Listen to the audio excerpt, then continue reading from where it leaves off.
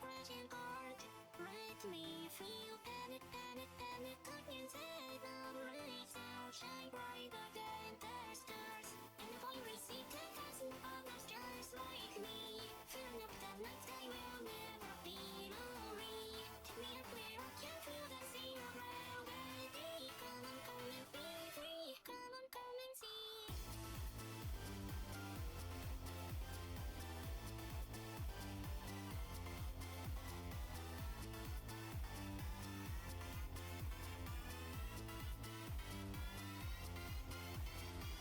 I lost my heart and swear I'll never be like that. With bloody seeping through the laughs. Broke trapping guts of pain and all fears come for me. How long can I last? One by one it's over. The screaming just gets louder. Oh, lights are shining through away the key. Just 1 second longer. A speed run tapping over and praying for serenity. I'm holding onto nothing. I've begun crashing hard. Let me feel panic, panic, panic. Onions head on rays now shine brighter than the stars. And if I receive 10,000 other stars like me, filling up the night sky will never be lonely. Take me up where I can feel the zero gravity. Come on, come and be free. Come on, come and see.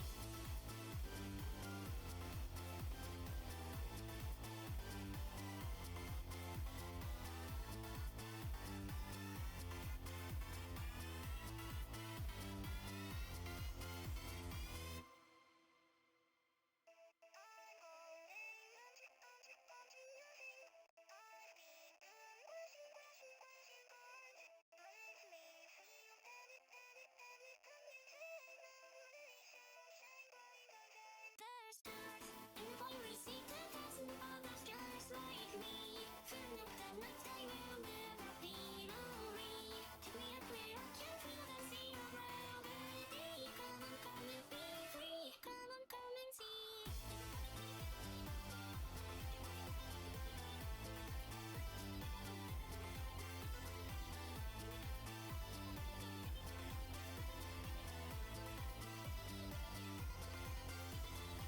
Make it a secret, think you can keep it.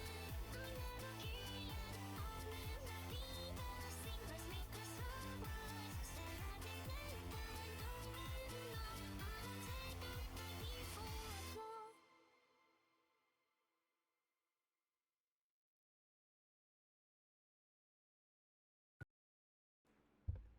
Hello, hello, hello! Welcome back, everyone, to the Dougie Zone. Lone Wolf here, and I got a very special one for you guys for today. So, we all love visual novels, right? Well, oh, go away, you. Well, I have something special. We are finally back into this world. Yes, I know. It's been such a long time, don't you think? Wait. Is the music? Oh, the music's there. It's just really quiet. But yeah. You all thought I forgot about these 3 little gremlins? No. I've always thought about these 3 little gremlins, man. It's just, when was the last one? When was the last time I did something like this? Oh my god. That is horrendous. That has been like so many fucking months. Man, I suck at this. But I think I have a little bit of an idea. Okay, not that. Never mind. That might backfired. But anyway, time to get back into this story. Now, let's see here. What were we doing the last time? It's been since April, so yeah, 2 months. It feels like it's been fucking longer, really. But anyway, oh my god, it's been so long. I don't think I might remember the voices, but we'll see. The city watch office building was the same today as it always was. Severely understaffed and swamped with paperwork. Hey! Wes was alone as he hunched behind his desk with a weary grumble. No tea this time, unfortunately. I didn't have enough time to make some. But I'll make up to it soon. Maybe tomorrow. Promise. Anyway. Seriously, why is the music so low? Oh, it's probably because... God, why am I being concerned? Wes was alone as he hunched behind his desk with a weary grumble. When he first began his job, he figured he'd be busy fighting crime and stopping evildoers, instead of becoming a glorified secretary. Oh, poor guy. His back was sore and his eyes heavy. The mountain of paperwork in front of him seemed endless. Kind of sounds like many kind of office jobs, if you ask me. Yeah, that sounds like so office jobs, you know, where you have like, you're at your desk and such, and then you have like a shit ton of paperwork to do, be it physical or on the fucking computer and all, but yeah, that is horrendous. Anyway, what he wouldn't do for a little distraction right about now. How convenient. Yo, Wes, how's my favorite annoying city watcher doing today? What in the world? Wes screamed and jumped so hard that he slammed his kneecaps into... Ow! Fuck! That has gotta hurt! Ow! Ow! Tears welled at the edge of his eyes as he clutched his leg with a whine. Colody Bonebreaker! Where? Wes paused and scanned the room furiously. That cursed hyena was nowhere in sight. Was he playing a prank on him again? Wait. Is this, I swore he heard the little rascal now. Psst, down here. Oh, hold on. We better make sure. Just, good thing I have this. The sheriff ducked under his desk to find himself face to face with his horrid arch nemesis. Yo. What a little shit. How the hell did you even sneak down here? Cole smirked as he teasingly rested his head on the sheriff's knee. Like so. Aw, what's the matter? You can't honestly say you haven't thought about having me between your legs at some point. Oh my god. What a fucking little shit. He immediately flooded the sheriff's face. Absolutely not. The only place I want to see you is behind bars. And more to the point, you trespass city watch property right now. Cole looked unimpressed. Really? You guys have a big open sign on your front door. Near the bottom of that sign, there's small text that says, all welcome except Colody Bonebreaker. So you better get the fuck out, you little twink.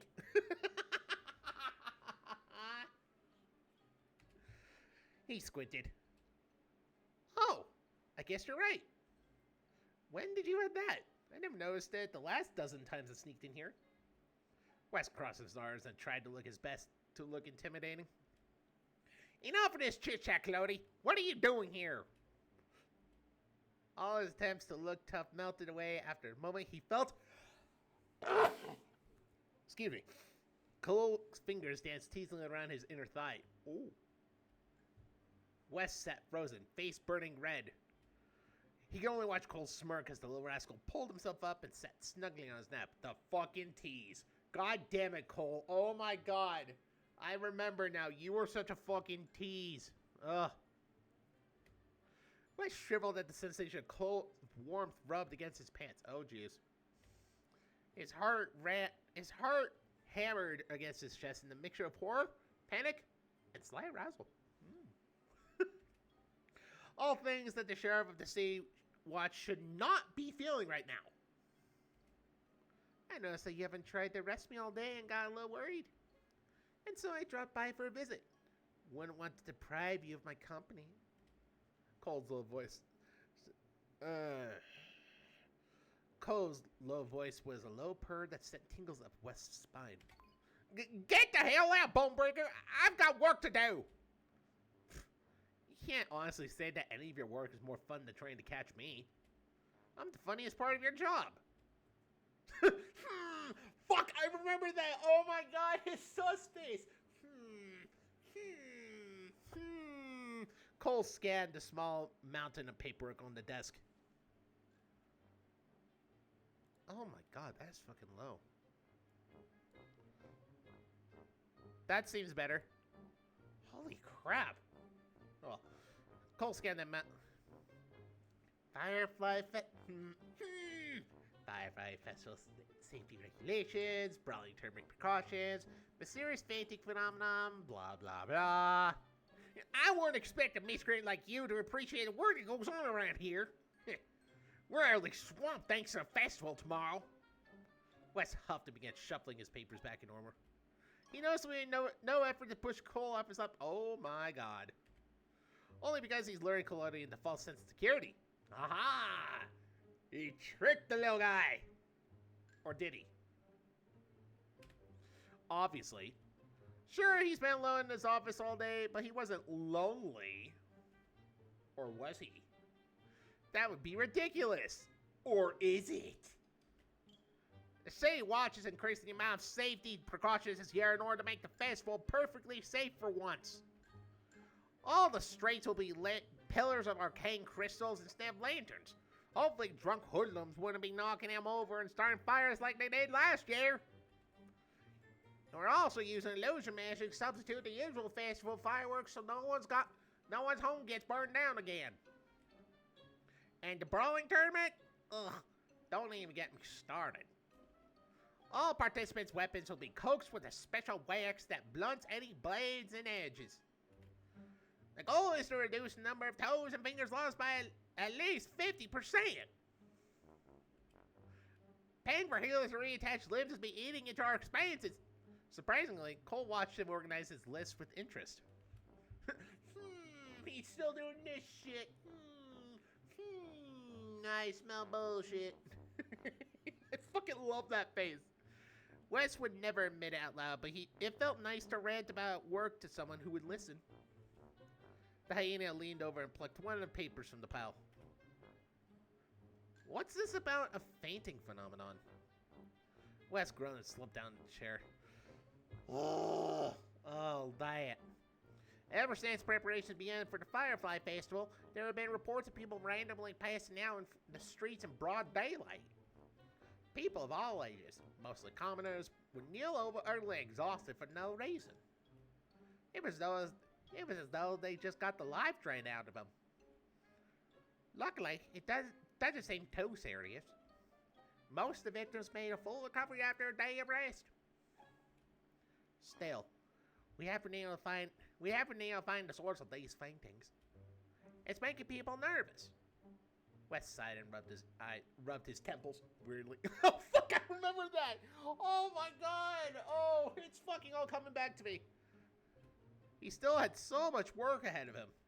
He suddenly blinked. Wait, why the hell am I telling you all this? Get the hell out of my office, bonebreaker! Now! Cole smirked and grinded his hips against Wes. Oh my god, forcing the bear to squeal. What the fuck? Why'd I do that? I knew you secretly enjoyed my company. Good thing, too. You're my best source of news for any recent events in the city. Speaking of which, I need to ask you a favor. It's probably in your pants. You City Watch folks are supposedly good at watching the city, right? Have you run into this specific street urchin? He's around 15 years old, Siamese cat, looks like another piece of shit. Wes huffed and crossed his arms indignantly. I ain't got the time to keep track of every little street rat around here. If you're looking for urchins, just walk around the Firefly Festival stalls tomorrow. There are plenty of those ankle biters begging for scraps every year. Cole scratched his chin thoughtfully. Not a bad idea, although I know I'm feeling sus about it. Thanks, Wes. I knew you wouldn't let me down. I ain't doing any of this to help you! Aw, but you did help me in the end. Is there any way I can thank my favorite City Watch sheriff? Wes gulped and started suddenly hammering against his chest. Why does he always feel like this around the damn rascal? Maybe because he's in love. He's in love. Cole gave him a sly smirk as he slid a teasing hand down his abdomen and danced tease up. Oh, we better get ready to switch. Hold on. His pants. Come on, Wes. I know you wanna. Deep inside that proud man of the law is the heart of a pervert. Ah! Wes felt his mind short-circuiting. Oh, shit. Cole, you fucking broke the sheriff. You broke his brain. What the fuck? Suddenly, there was footsteps at the entrance of the office. Oh, his coworkers were returning from the lunch break. Oh, cock blocked. You got cock blocked. Wes shrieked before leaping onto his feet and grabbing Cole by the scruff of his neck. Hey, let me go, you little. Out! Wes didn't hear Nahini say another word. He dragged the rascal across the room and unceremoniously dumped him out the nearest window. Wes slammed it shut before slumping to the ground, his racing heart struggling to calm down. Nobody saw him. Right? Right! We did! Ugh, that damn hyena is going to be the end of me. Oh, what a fucking little shit. Right, what the fuck were we doing? I guess Marauders District. Ooh, Adventurers Guild.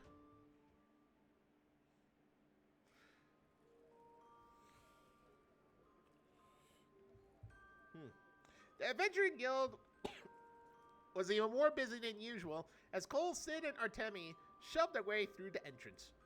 The place was so cramped that Sid had to tuck his arms close in order to squeeze through the crowd, because we all know he's a lovable, dumb himbo. Oh, fuck. I feel welcome already.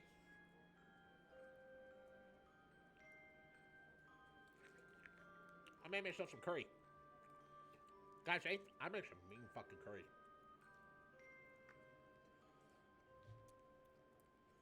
Like, seriously. It's some mean fucking curry. Ah! It's the Chaos Gremlins. Now, I already called the little Twink's voice. Now let's see about you two. Looks like things are even busier today now that the Firefly Festival's almost here. Hold on, let me remember. As I rub my temples. Just like in the game. Remind me why we are here again? There we go. Okay, I think I got it. There's just a bit of Adventure Guild paperwork I gotta finish up for our team. Plus, with so many people, this is a good place to find some gossip and news about upcoming events. Keep an ear open for anything suspicious. Suspicious? Are you perhaps referring to yourself, Colody Bonebreaker? I don't know who this is, so let's see. Fuck! Not again! Oh, no! Oh, no! It's this guy. Oh, shit. The crowd immediately parted to allow Val's massive husking figure to pass through unhindered. Cole took one look at the crocodile's glaring face before darting behind Sid with a scowl. Oh my god. You know, just once I want you to greet me with a friendly smile. Is that too much to ask? For someone so... Fuck, I forget this guy's voice. For someone who indirectly destroyed my companion's fighting ring and livelihood? Yes, obviously. Yes, absolutely. The crowd's angry glare faltered for a moment as Artemi stepped between them. Hello, Sir Val. I'm sincerely sorry about what happened at the fighting ring yesterday. It was not my intention to ruin your livelihood. Val stared between Artemi's apologetic grimace and Cole hiding behind Sid, like the little bitch he is. I'm kidding. The disgusted scowl on his face grew. You've done nothing wrong, lass. Though, I hope you have considered my words to you yesterday. I have given it some thought, yes. Kind of a satisfied grumble. Some progress. Glad to hear it. Sid cleared his throat, uncomfortably scrambled to change the subject. So, what are you doing here, Val? Looking to do some adventuring party stuff for the guild? Not quite. I'm here to check on the competition for tomorrow. It is the Firefly Festival, after all. The big sporting events include the jousting tournament and the free-for-all brawl. The brawl? Isn't that where they just stick a bunch of warriors in the ring and let them go ham until one remains? He smirked. Val smirked. Essentially. And that is where I plan to be tomorrow. Should I make a decent name for myself, finding new work should be much easier. Unlike Clyde, I do not have the patience to become a mere shopkeeper. Oh please, you just want an excuse to beat people up. I cannot deny I enjoy the thrill of a satisfying fight. Val turned towards Sid with an appraising stare. Have you considered joining as well? You are a fighter of no small talent. Should you impress the crowds, you will surely find yourself a more fitting employer. Cole gripped Sid's arm defensively. Hey, don't you go stealing my lackeys now. No, perhaps Sir Val is correct. I am considering participating in the jousting tournament myself. Should either Sir Sid or I score well in these competitions, it could provide us an in to speak with the high-class nobles we seek. You got a point there. You know what? I'm in. Where can we sign up? Val jabbed a finger towards the Adventuring Guild reception desk. Early signups are made here. Sid and Tammy both nodded gratefully before making their way across the room and leaving Cole alone with Val. Well, time for twink business. Pleasant conversation. Let's go. The crocodile glared at him coldly. Okay, what do you want? I can tell you've got something pissing on your mind. Val shook his head. Simple. Your new teammates are too good for you. Cole smirked and shrugged nonchalantly. What can I say? Sometimes life deals you a winning hand. Ain't my fault I got lucky. Val's eyes grew colder. The large man scowled as he turned to leave. Unworthy leaders are often swiftly replaced. What will you do when your friends find someone better? Wait, I just realized something.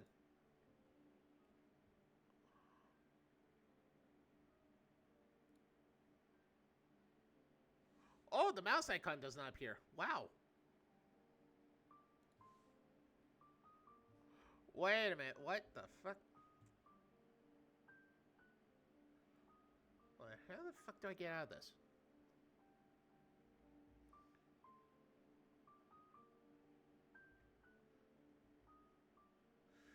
What the hell did I just do?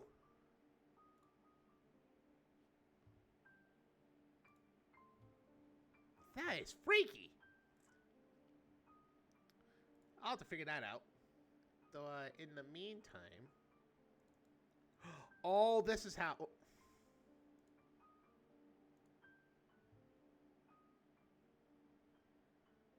Okay. Never mind about that. Give me 1 second.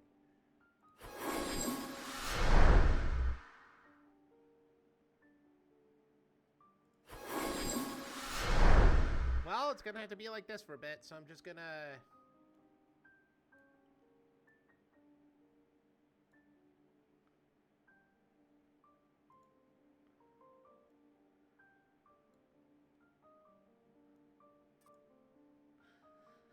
What will he do if his friends find someone better? Well, damn. It's been a while since I had to do that window thing, so... Fuck. Oh. Does that work? Holy shit, it does.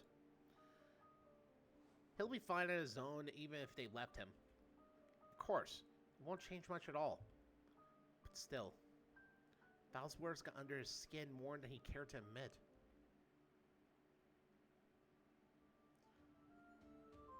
Oh! Oh shit, that's it? Alright. Time to go here. Let's see what the guild has to say.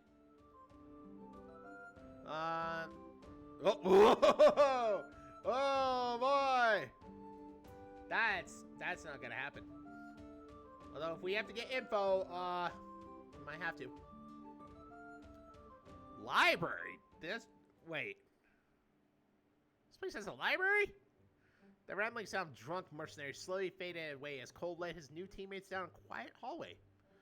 Technically, Hamish hasn't finished their tour of the guild yet before their sparring room interruption, so here Cole was to pick up the slack. Sid and Artemi should really appreciate his thoughtfulness. Oh, they better. Yes! Yes! Let me see. I got the river voice. Well, technically, you didn't do anything useful whatsoever this afternoon. Yes! Yes! Yes, I remember! Your fathers did all the hard work of training and debriefing. Fucking Cole. Cole booped the small snake on the head and Grimace has a similar slap sensation mirrored across his own head. It appears the mind-linking spell the demon had cast over him was very persistent. Uh-oh. Alright, Noodle. You're living under my roof and pockets now. You're gonna need to learn to stay on my good side.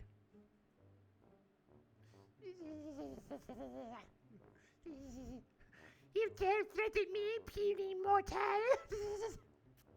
As far as I can see, you have no good side. His beady red eyes narrowed slightly. A sinister paranoia filled the air. In fact, you know this as well, don't you? I sense it through our connection. Deep inside your subconscious, you know there's a distinct lack of worth in your existence. Bitch! Malice laughed mocking. What a wonderful father you have! And despite your insistence otherwise, Hamish has done a wonderful job raising you as well! Oh my god, I miss this fucking voice. How disappointing that their efforts were wasted on a man who is nothing but leech on his friends and family. Cole sighed. Listen, I know you're trying to put some demony mind game. I know you're trying to pull some demony mind games, but it's really hard to take you seriously when you're a tiny wiggling snake. Unhand to me, puny mortal! Alas, even this response is just a feeble attempt to hide your true feelings. Go on. I can do this all day. The snake fell at his head wildly in Cole's grip. Our senses are linked. You should be feeling this strangling sensation too. How are you so unfazed? Cole smirked. I'm dabbing in... Oh my god! Oh no!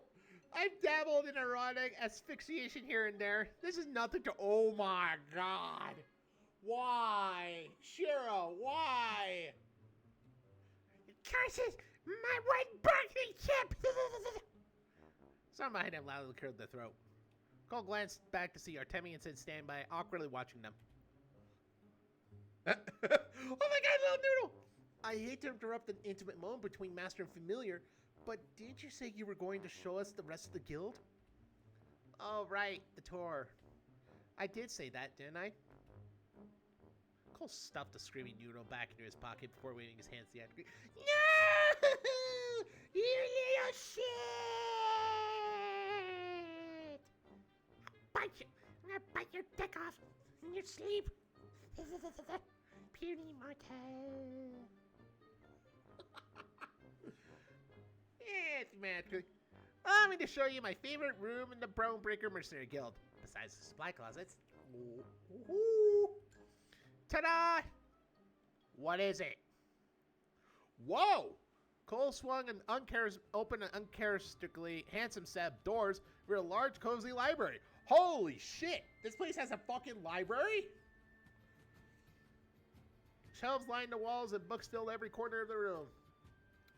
Clean chairs and piles of books lay scattered across the room as though they were used frequently. Sid's jaws dropped. This place has a library? A frightened pitch colored his voice. Cole frowned. What a strange reaction. They're into each other. They so are. In contrast, the delighted smile spread across Artemi's face as she rushed into the room. Amazing! This library is almost as big as the Grand Cathedral's collection! Cole puffed his fist proudly. Believe it or not, Papa's actually a massive book nerd. He used to read storybooks and legends to me for hours here when I was younger. Despite embracing that muscled barbarian aesthetic, Papa values intelligence in the men he works with. He paused and scowled, which is a mystery why he ended up with Hamish. Artemi studied the library selection of books while Sid lingered back timidly. God, I still cannot fucking read properly. What a wide variety of subjects. I've already accessed all the reading material from the cathedral, but there are so many more options here. Battle strategy, adventuring tales, tax evasion techniques. Oh, oh! I wonder why? What the fuck kind of book would someone need like that? God damn it. Wait a minute. I have to go back, hold on. Battle strategy, or adventuring tales, tax evasion techniques? Wait a minute. It's like, oh, what the fuck is this shit?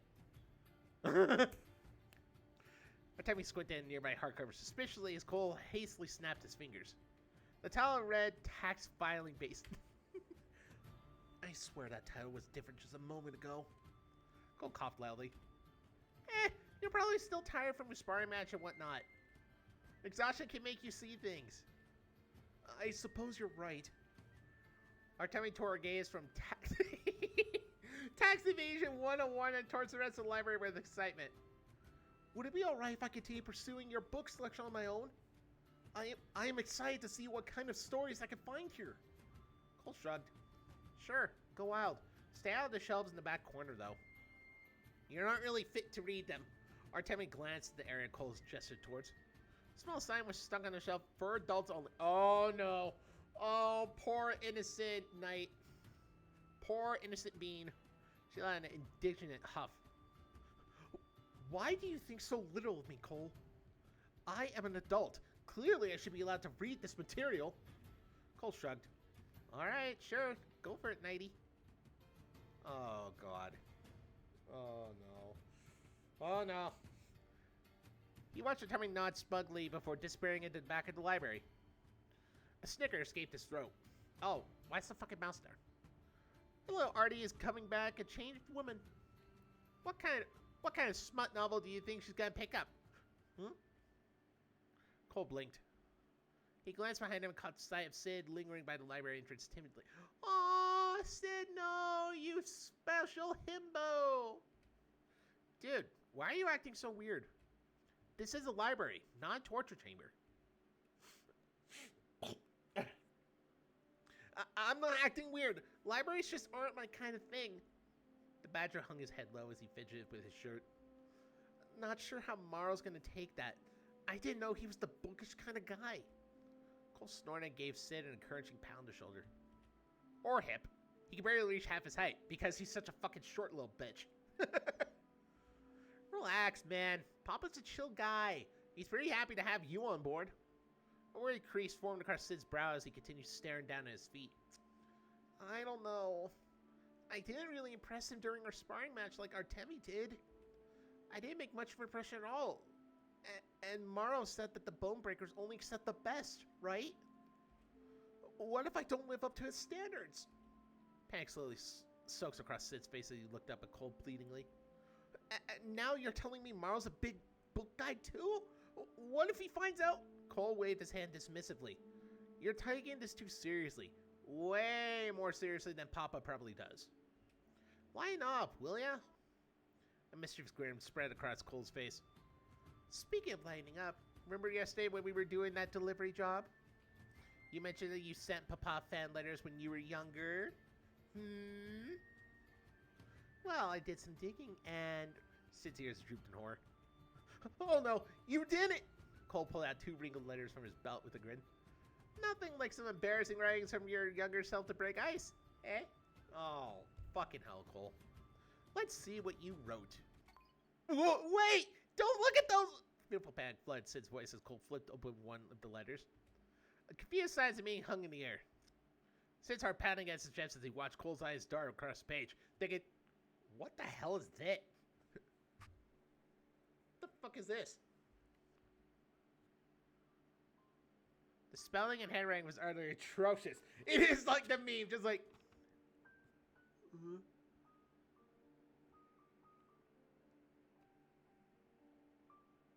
It's so like the fucking meme. Oh, shit. The entire paper was completely illegible. Oh my god, you really are a dumb himbo. Some words are spelled correctly in one paragraph and then completely different in the next. Letters with similar shapes like B and D were swapped erratically. What the hell? Some lines were skipped, others were rewritten multiple times. Cole slowly looked up from the letter to Sid's terrified face. How old were you when you wrote this? The badger's shoulders slumped as he buried his face in his hands. I've always been shit at reading and writing, okay? It's such a basic thing, but I could never do it right. Cole squinted at him curiously. How do I explain it? I have a hard time concentrating. It's like when I see the letters, but my brain doesn't recognize them. And sometimes it just feels like the words float off the page.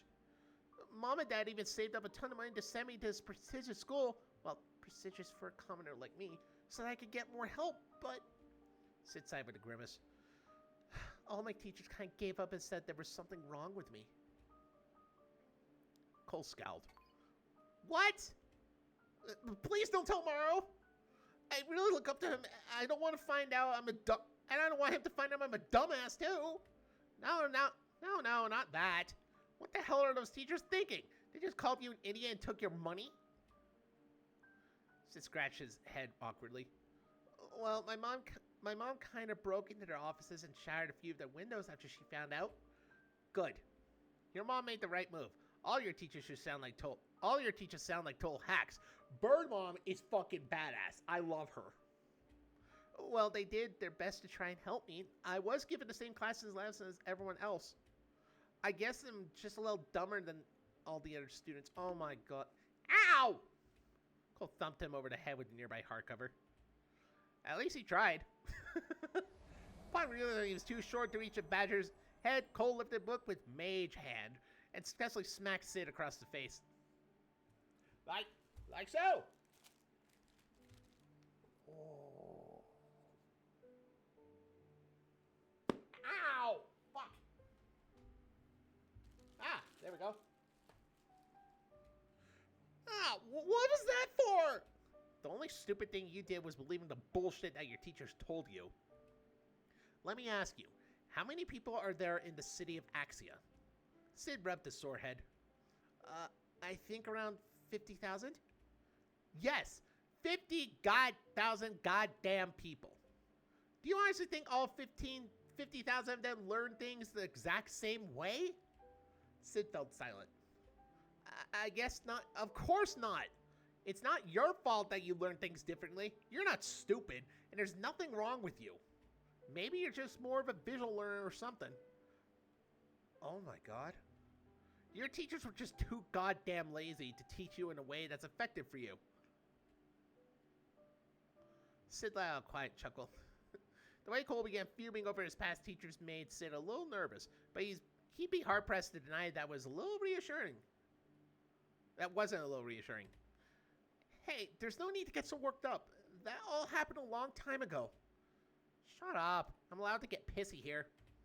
These people let you grow up believing that you're a dumbass. Like, who does that? Who? Like, seriously, who the fuck does that? Probably how education goes now and then. Oh, ignore the balloon back there. It's been fucking there for a while. For like about almost a month now, really. Holy shit, it's been a month already. Damn. Tell you what. Cole let out a frustrated scoff before pulling another book off the shelf with mage hand, and then rubbed his temples afterwards. I'll teach you how to read and write better. Oh, If I manage to do a better job than your teachers, we're gonna team up with Miss Shriekwood and burn down that damn school. Fuck yeah! Let's be rebels with the bird mom! Yes! I'm not sure if that's supposed to motivate me or not. Of course it is. Think of all the kids you'd be saving from their lazy teachings. First rule of the Bonebreakers, we never leave anyone behind. Cole's expression sank with a hint of guilt. I've never been practically good at following rules, but might as well start today, right?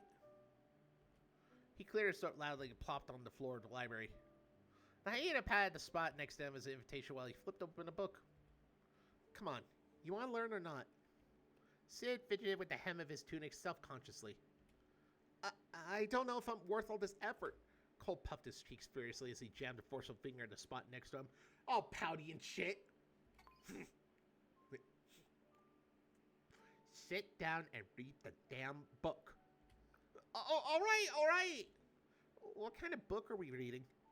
Cole's expression softened into a grin as he showed off the cover. It's called The First Collier, one of my favorite fantasy novels when I was little. Papa used to read it to me all the time. It's about an old owl who learned to tame fire. He takes on an apprentice who later invents the art of blacksmithing and... Cole snapped his mouth shut. No spoilers. Come on, let's read. Despite Cole's contagious enthusiasm, Sid found himself shaking with anxiety as his eyes desperately scanned the pages. He gulped. Okay. I was born into a time of chaos and everlasting? Oh my god. A time of chaos. Isn't this how this game is? It's just total chaos throughout everyone with these three gremlins? Sid struggled to focus on the words as a light headache began to set in. Strange enchantments? Cole cleared his throat. You skipped a few sentences there, buddy. Oh, sorry, my bad. Sid rubbed his eyes and temples and looked back at the tiny text on the page. I'm gonna keep making that fucking joke. He spent another solid 5 minutes stumbling over the first few sentences before being hit with the realization that he had no idea what he just read. Sid dropped the book back onto his lap with a dejected sigh. Oh, God. Listen, Cole, I appreciate your help, but maybe I'm just not cut out for this. Cole watched him thoughtfully, scratching his chin. Explain to me what you're seeing when you look on this page, because I'm about to feel sus about this with my bullshit detector. Just love this fucking sus face. Huh? Well, I can see the words, but the letters feel like they're jumping around whenever I concentrate on them. The text is so tiny, too. My eyes start to water, and it gets really hard to focus.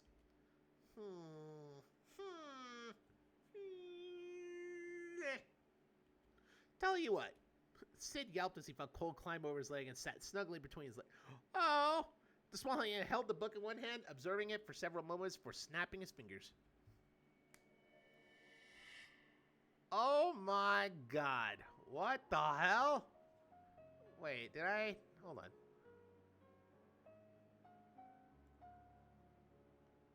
Sorry, I'm just trying to get a feel of... Quality looks kind of weird.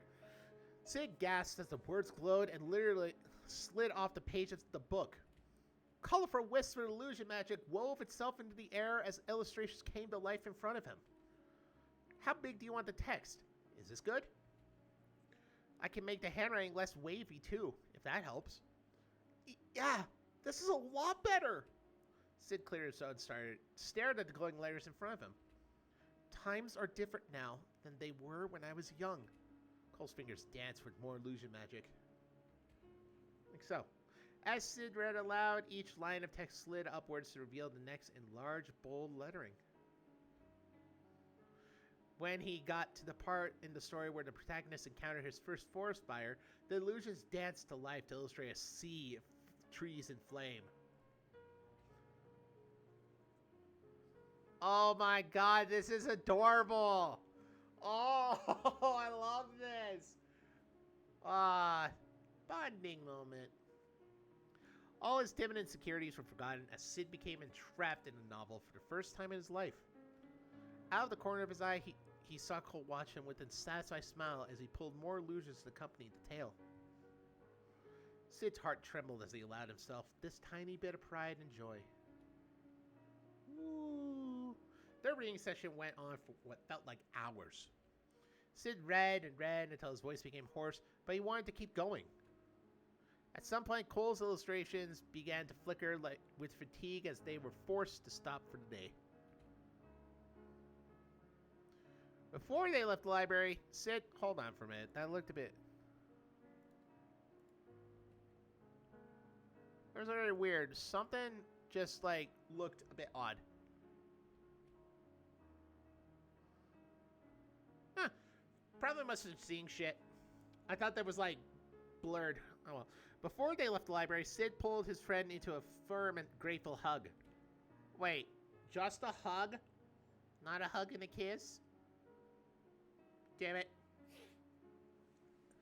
Hey, thank you for all of this. I don't know, but for the first time in my life, I don't feel like I'm unfit to just be here. Cole had flushed the light side pink before clearing his throat lightly. Yeah, whatever. I'm just helping out because I want to spite your asshole teachers. Remember, you gotta help me burn down their offices sometime in the future. Got it? Got it? You better. We better commit arson. Commit arson. Just burn the fuckers down. What the fuck? Burn it. Why? Fucking hiccups, man. Say that out, small laugh. If you really want to, I'd go anywhere you need me to, boss. That's a promise. Aww, that was so sweet. I love that. Meanwhile, oh yeah, I forgot about our... Shit, I forgot about Precious Bean. Artemia let out a horrified gasp and tossed her book to the floor. What? What? What is this filth? I had no idea such literature existed. Artemia rubbed her eyes in horror in an effort to purge the words from her sight. Cole was right. Maybe I wasn't ready for this. I must cease my reading at once. A holy knight shouldn't be anywhere near such gross and obscene nonsense, when this game is full of fucking nonsense. But the good kind. Artemia took several steps towards the exit before glancing back sheepishly at the book on the floor. Oh my god! That is so adorable! She's so blushing! She's so bashful! Oh, Artemia, you got so much fucking adorable! Oh, I love you! Fuck! Precious Bean!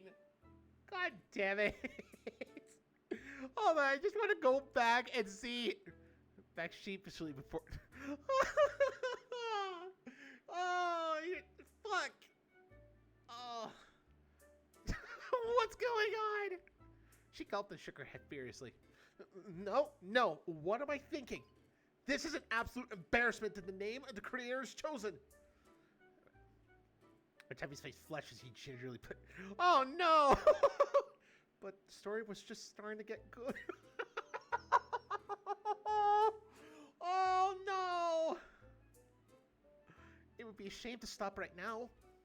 Yes, surely there are people who read these kind of stories for the plot. I can't be the only one. The knight popped back into her seat and flipped through the pages eagerly. I'll just skip the part with the filth and move on with the story and... Oh my god! Yes! Artemia, you're so fucking bashful! You must have been ready. Well, you better be reading something better than 50 Shades, that's for sure. Oh, she might be reading Wolf Song. Oh, that is more fucking superior than that shit. Like, very serious. I have a little side thing. I have one of the both books right now. I'm in the middle of Raven Song. It's back there right now. But I'll have to show it later. Fuck it, I'm showing it now. Alright, so, it's a series business. And the second one I have right here is called Raven Song. And seriously, this is such a good series so far. I recommend this series. It's called the Green Creek series by T.J. Klune. I have to say, the writing is really good. But still, yeah, overall, good book, good series. I recommend it highly. Now, get the fuck out of my Facebook. Get out of my face. For now. I'll get to the good parts in a bit, book. In a bit. Artemi glanced around the room with a guilty expression. No! Afterwards, she flipped right back to where she left off.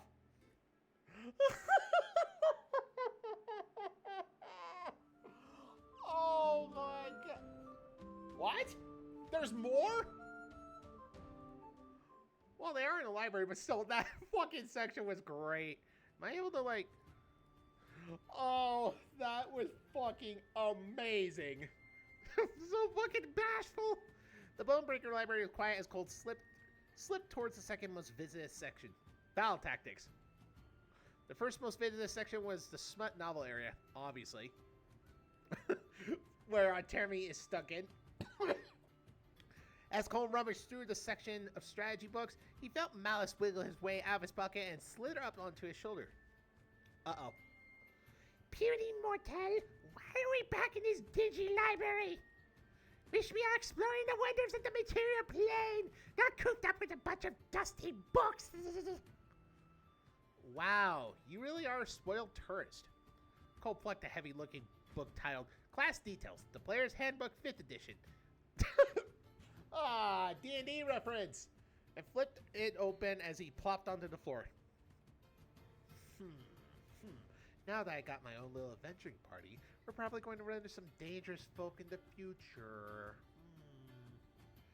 I figured it'd be a good idea to read up on combat classes so we know what to expect. Especially all the bullshit coming our way. Mouse peered at him with wonder. Ha! My puny mortal is actually responsible for making cautious preparations! Inconceivable! Cole rolled his eyes and flicked the snake on the nose. Boop! Stop treating me like I'm a walking disaster. I will once you stop acting like one. Oh! Shots fired! He grumbled and turned his attention back to the book. What should he read up on? Oh my god! Oh my god! Oh my god!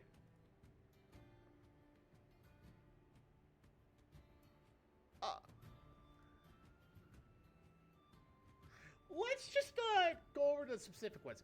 Oh hey, this is what I am. I knew it. He was a fucking bard. Yes, a very poor specimen of a bard indeed. Oh, shut up. That's just my reaction. It's like, oh, shut up. Cole skimmed through the pages eagerly. Bards are charisma-based spellcasters who draw power from the words and magic. Their spells are woven from tunes and speeches that are further amplified by their musical instrument of choice.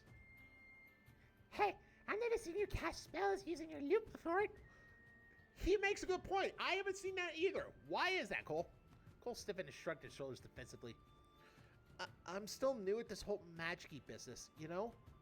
Plus, I get kind of self-conscious about my music if I have to play in front of other people. The greatest strength of the bard class is their sheer versatility. While they lack the raw strength and offensive spells of other spellcasters, bards excel in supporting their allies and befuddling their enemies.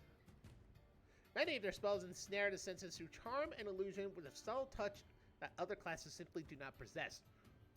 Is this teaching me about Baldur's Gate 3? Did I play the bard class wrong? Confidence and charisma is a core pillar to the bard's ability. One who is ashamed of their own strengths will often find their spells weakened by insecurities. Ha! Let this be a reminder, puny mortal. You do not dare to share your skills with your own father. The chances of you becoming a formidable bard are tentative at best. That is why you should form a pact with And grow into your true potential. What did I say? And grow into your true potential. True. You are probably the worst salesman I've ever met. Oh my god.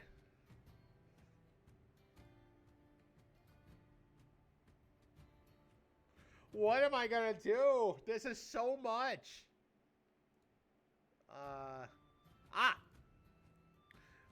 There she is. We could probably just slap a picture of her tummy onto this section and call it a day. How this sink was such a disgusting celestial scent. I don't understand how you can be around her all day. I'm more nervous about pissing her off, honestly. For a good reason. Do not piss her off. She will fucking destroy you.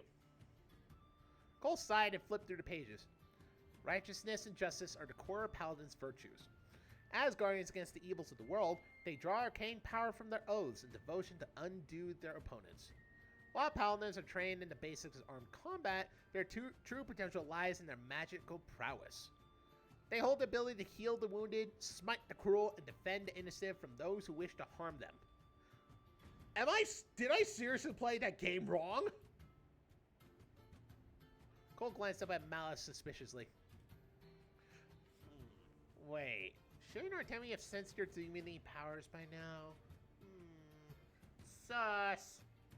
How did you stay hidden all this time? Ha! Foolish! We greater demons are very skilled at cloaking our presence. No mere paladin will be able to sense us unless we unleash a significant portion of our power. Huh. Good to know. Fuck me. Is this Cole? What does... Hey, what are you doing? Just get following information like this? Why not? Everyone knows what a fighter is. It's the most boring and broad combat category that basically boils down to dude who hits people. If you want to get really spicy, sometimes they hate people with weapons. That's about all there is to it.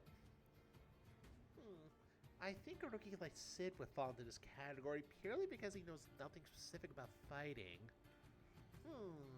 Well, I'm sure some fighters specialize in a certain role.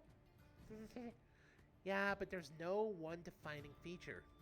Like I said, it's the class that's super broad so that folks can shove all of the miscellaneous things into it. Moving on. How about Barbarian? Maybe that's what Cole is? Oh, this is Papa's combat class. Oh! Cole flipped through the pages eagerly. Barbarians are formidable fighters who are driven by their primal instincts and unstoppable rage. Fury is the power that fuels their physical strength, sheer resilience, and maddening reflexes. No wonder he was really skilled. In a fight, barbarians are able to shrug off devastating attacks due to the rush of adrenaline in their veins.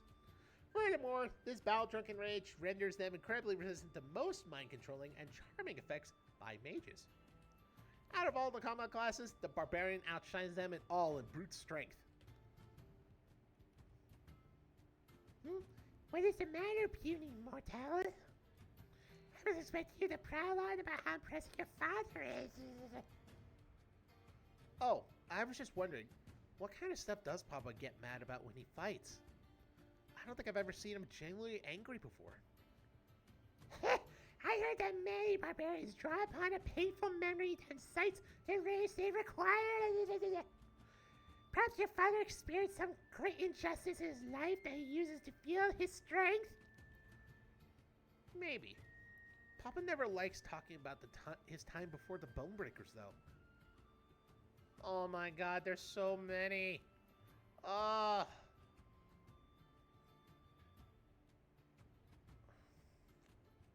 Fuck, do I really want to go through all this? I don't think I want to. Okay. Fuck it. We're not. That is such a lot right there. Tavern lobby. Let's go. Oh my god. Artemi was in the middle of an intense conversation with several Bonebreaker mercenaries. What do you mean biting is hot? Such attacks are forbidden in chivalric battles. Mamara pulled her aside. Morrow. I gotta remember your voice. Hey, lass. Think you could spare a moment? There's something I wanted to chat with you about in private. Tammy blinked, somewhat surprised. Of course. I would be happy to speak with you. There was a strange look on Morrow as he led her to a more secluded corner of the lobby. All the other mercenaries took the hint and left him alone. For someone who usually carried himself with such easygoing confidence, it was odd to see Morrow appear so self-conscious. The older hyena cleared his throat awkwardly. So, you're a good lass, and got an honest look about you. You mind sharing your thoughts with this out-of-touch old man? I was just wondering, what do you think about Cole? And does he talk about his old pal much? What's your opinion on him and this entire situation overall? Artemis smiled, amused. Are you asking me for constructive criticism, Sir Morrow? Morrow crossed his arms with an indignant pout. Well, yeah, in a manner of speaking. All the boys in the guild and Hamish love me too much to really speak out against me. And your other teammate Sid is kinda too much of a pushover to be constructive. He chuckled self-consciously. As a leader and a father, it's probably healthy to have my ego checked occasionally. At least, that's what my old sister always used to tell me. Got to make sure there ain't stuff I'm missing about folks under my care. So, let me know if there's anything I could do better for my boy. I'm always open to some change. Artemi grew a little quiet. This was surely not what she was expecting. Her thoughts drifted to memories of her excellency's cold stares and indifferent dismissals. Oh no, poor precious being! And yet here with this hulking brute of a man was asking for her opinion. Artemi sighed and conceded that she truly knows nothing about how families function. Well, Cole does speak of you quite often. It is clear that he loves and respects you very much. Despite our short time together, I can already tell you provide him with much inspiration and support. Morrow puffed out his chest with pride. Ho ho! Now that's what I want to hear. I do have some concerns, however. You are a great man, Morrow Bonebreaker, but you cast a large shadow. How is Cole to live up to such a legend? Morrow faltered slightly. What do you mean, lass? Artemi relentlessly nodded her thumb as she struggled to put her thoughts together. I've seen Cole do some unsavory things and compromise himself in order to appear more in line with your image. He is no fool. You two are very different people, and yet he does it anyway. I believe Cole has the potential to become a great leader, but not when he's bending all his efforts towards his father's approval. Go away, Mouse. Morrow snorted across his arms defensively. No. Cole ain't gonna do anything like that to get my approval. I've always tried my best to be as supportive of my boy in everything he does, even when I don't really approve. Artemi smiled kindly. That much is clear. Cole knows it too. All those warm, supportive words. They are comforting, but there's no way to know if they are genuine or if you were simply trying to be a good father. Cole does ridiculous things to win over your true approval, and he has no idea if he's doing it right or not. Artemi softly laughed. Two family members bending over backwards in the effort to avoid hurting the other's feelings. It is rather sweet. But in the end, I believe it will be best if you two start being honest with each other. Morrow fell quiet. Sorry, jeez. His glass eye glistened in its empty socket as he scratched his chin. Oh, kind of like Will with his stone eye, though. Fuck, I forgot about that.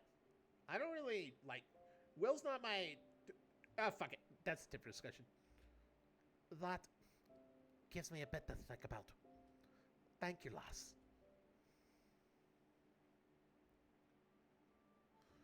Oh, well, here we go. We're nope. Hold on. Whee! Nope. We're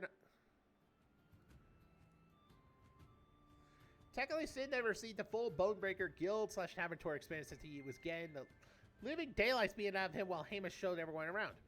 Thus, it felt on Cole's shoulders to guide him around the place. Most of the tour was fairly boring for the most part. Here's the main lobby, that's Papa's bedroom, and that's where we keep all the booze. And here are the supply closets. Sid scratched his head in confusion as he peered down the long, narrow hallway. Oh, Artemi mentioned this earlier. Why were you so insistent that she wasn't allowed down here? I think you hurt her feelings. Cole laughed with a sly smirk.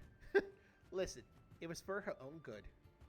A goody two-shoes like her would mentally evaporate if she found out what happens around here. Why?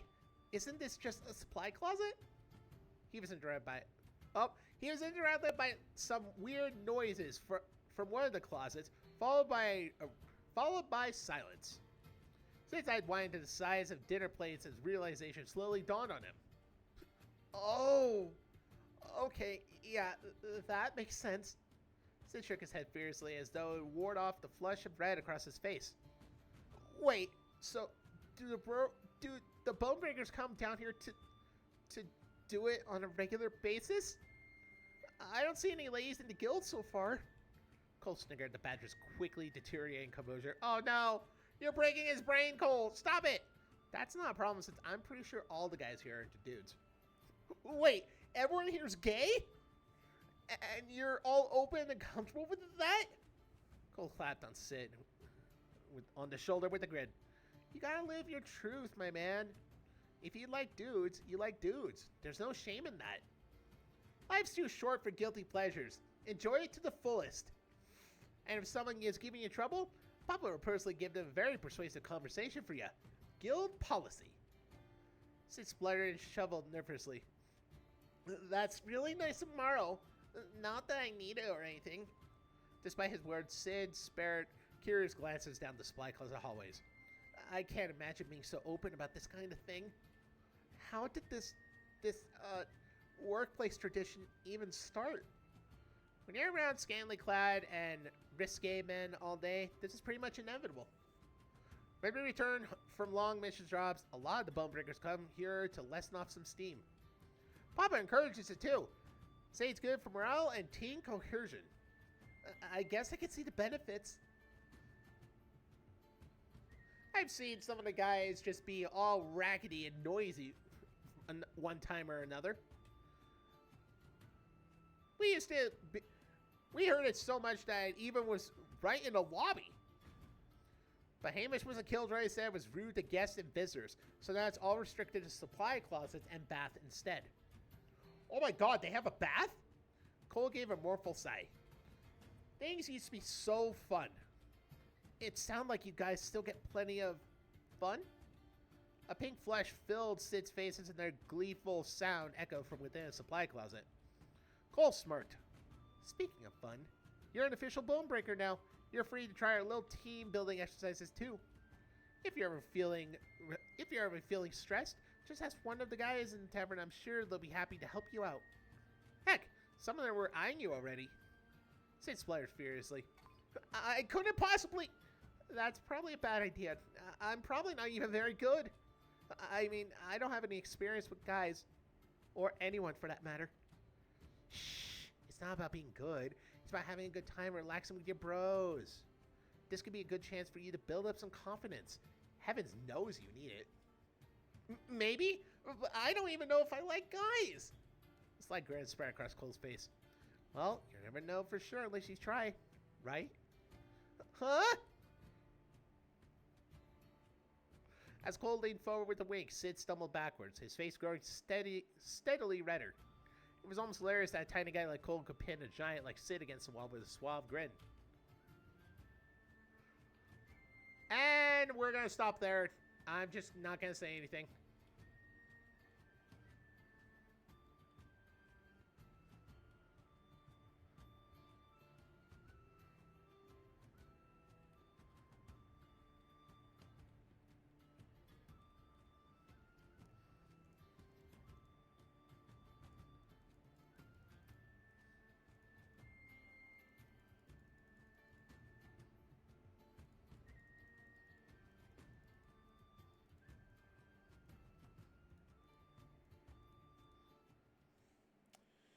Well, now, oh God, Sid has butterflies in his stomach. Great.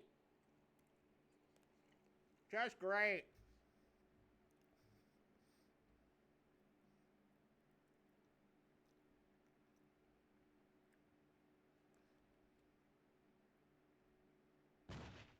Oop. Well, that was a thud.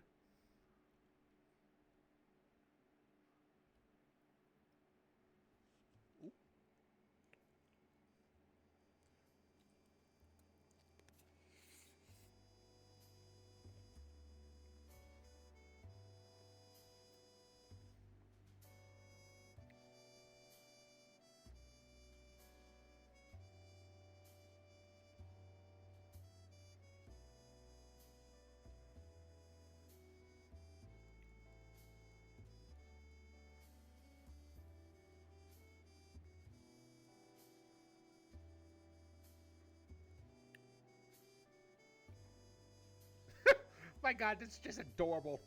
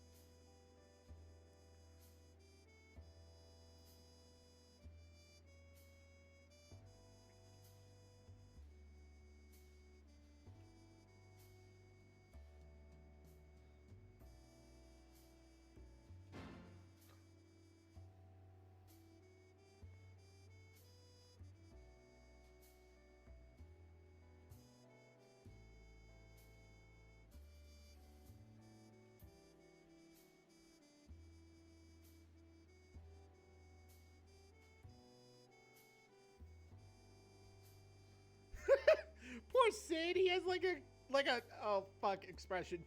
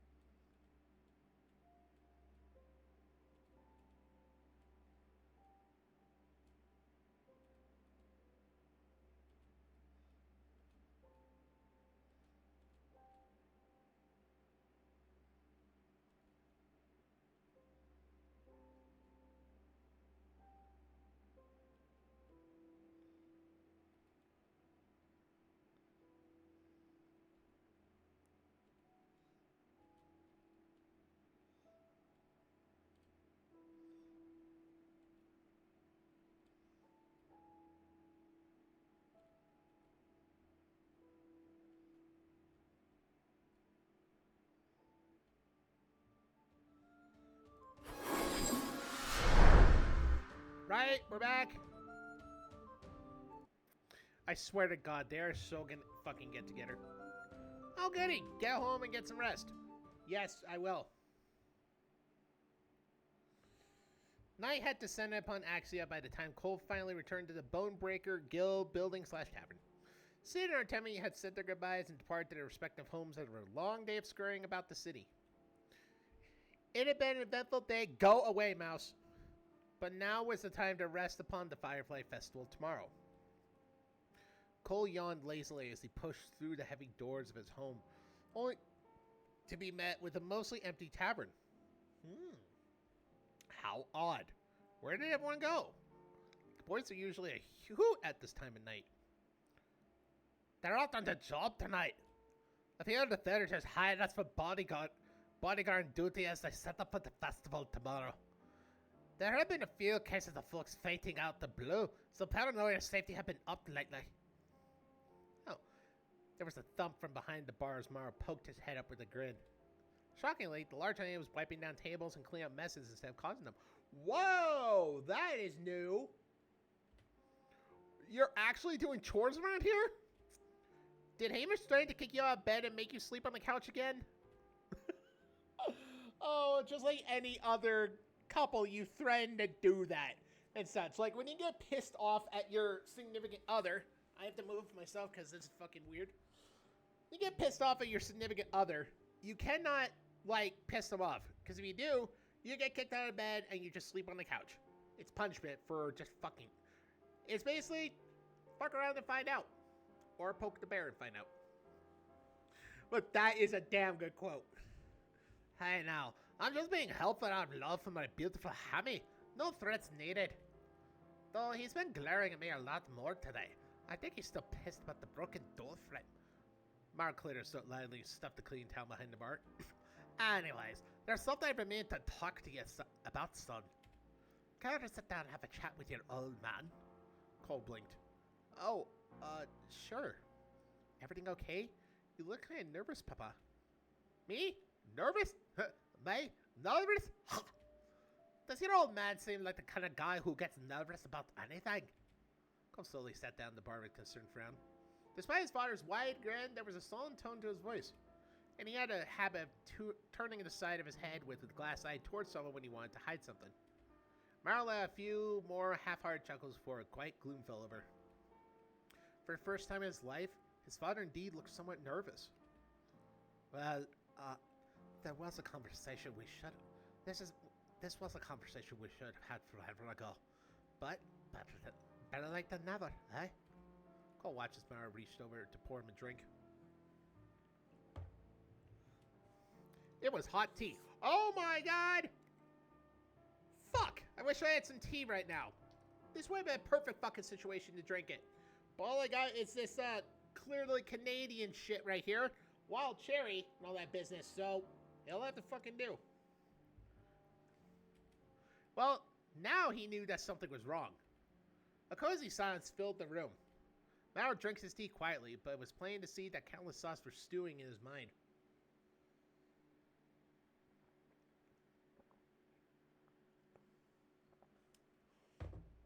Kind of like what I just did. He let out a tired sigh. I just want to empathize again how much I love you, boy. I couldn't have asked for a better son. I know, Papa. You say that every single day.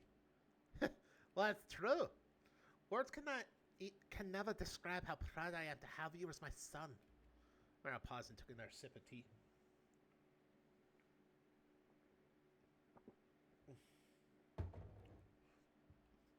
On the other hand, maybe today is the day where I finally have the courage to say I'm not very proud of the father I've become.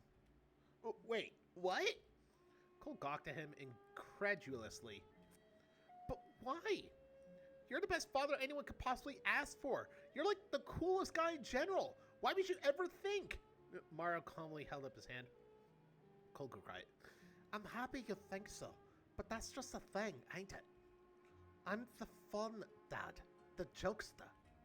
I'm the one who will encourage you in everything you want to do and never say no. Ever. I do all that because I know deep down that whatever slack I give you, Hamish will step in as the voice of reason. Hamish is the one who's giving you all the hard lessons a kid needs to learn when growing up. And he's also the one who takes the brunt of your anger and frustration. I'm getting drunk off of this. What the hell? What was that? He's also the one who takes the brunt of your anger and frustrations. Was that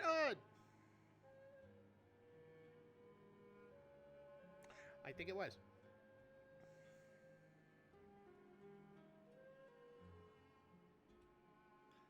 Mara lay outside and took another sip of his drink. Nice!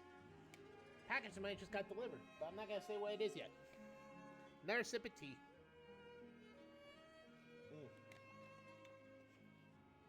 Good afternoon, Jack. How are you doing today? You just caught me in a very emotional time for this. His shoulders hung low in nervous gloom. Honestly, I have no idea how to be a father. I'm glad you're saying that, Jack. I am just having a good time myself. My old papa was an absolute ass of a man. Always belittling me and my passions, stepping on my accomplishments like they were nothing. Always telling me no. Morrow turned towards his son with a soft smile. The day that you were brought into the world, I swore that I would never be the father he was to me. But in hindsight, I'm afraid I failed in the complete opposite direction. Bullshit! You're a good dad. No one in the world is braver and more inspiring than Morrow fucking Bonebreaker. Morrow gulped down his entire tankard of tea before reaching for a cask of ale. Just like what I did, and now I have this. I hate to break it to you, boy, but your father is a bit of a coward. But he held his hand again. I swore to be honest tonight, so here are my honest thoughts. A good father inspires, but also knows when to step in and make sure their kids learn from their mistakes. The older hanging aside and chugged his ale.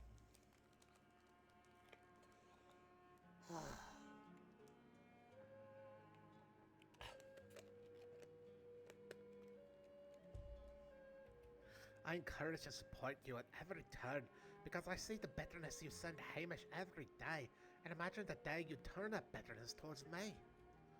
I imagine you splitting the same contempt I have towards my own papa. That thought scatters me more than I care to admit. I'll turn towards his son with an apologetic and somber smile. Fuck, I still can't read. I'm the fun dad who gets all the praise and love, while I let my partner take the brunt of your disdain. Disdain that I ought to deserve more of. Papa, I'm chucking the ruffled Cole's hair playfully. Did you know back in the day, Hammy was the biggest crybaby I've ever met? One may look at the guy and you could reduce him to tears. He's learned to hide it better nowadays, but he's still a mushy, sentimental guy deep down. He's also a bit of a pussy too. I'm sorry, I took a deep breath. I guess what I'm trying to say is, be nicer to Hamish, yeah? He's a crybaby and a pussy, but he's still my partner. So be nicer to him, will ya? I don't know why I do that. Honestly, you and me, we're both big fucking messes, and he has to deal with us every day. Oh my god, I love how he said that. Honestly, we're both big fucking messes, and he has to deal with us every day. I know you two don't always get along, but try and open up to him a little more. He doesn't show it, but all those nasty things you really say get to him. Colefield saw his father downs the rest of his drink. I can't because I still have this fucking much left. I'm not doing that. Sorry, Hamish, but I can't do it. Fuck that. I might as well try a little bit though.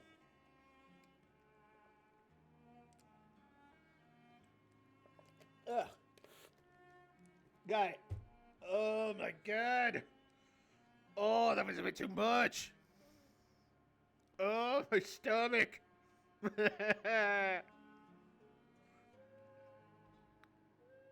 Wait, what did I say? Sorry. The older hand laughed, already slightly tipsy as he pinched his son's cheeks. Which cheeks? What? Everyone's got two cheeks, man. What cheeks are you talking about? You know, throughout my entire time as a father, the thing I'm most grateful for is the fact that you inherited Hamish's brains. That's the sharpest weapon in the entire Bonebreaker arsenal. So you got my emotional constipation along with it. Cole gulped down his bitter thoughts with his tea and sighed. Fine, I get it. I'll try to be less of a shit, Hamish, if that makes you happy. It does. It truly does. Mara paused before looking deep into Cole's eyes. And another thing. I want you to fucking kiss me. I want you to promise to start being more honest with us. Yeah? I'm still your father after all. If there's anything I'm doing wrong, anything you want to tell me, you can. No hard feelings. I want you to know that you can talk to me. Cole nodded again, quietly. Yeah, I know. But he won't. Oh no! Cole stared down. No! Cole! Tell him you're a mage! Tell him you have fucking magical abilities. His father was no coward. Admitting his feelings and faults to someone he loved. That was the kind of courage he sorely lacked. Fuck. God damn it. Damn it, Cole. Oh my god, that's the end of chapter 2? Vulnerability and risk. Oh my god. Oh! Character glossary.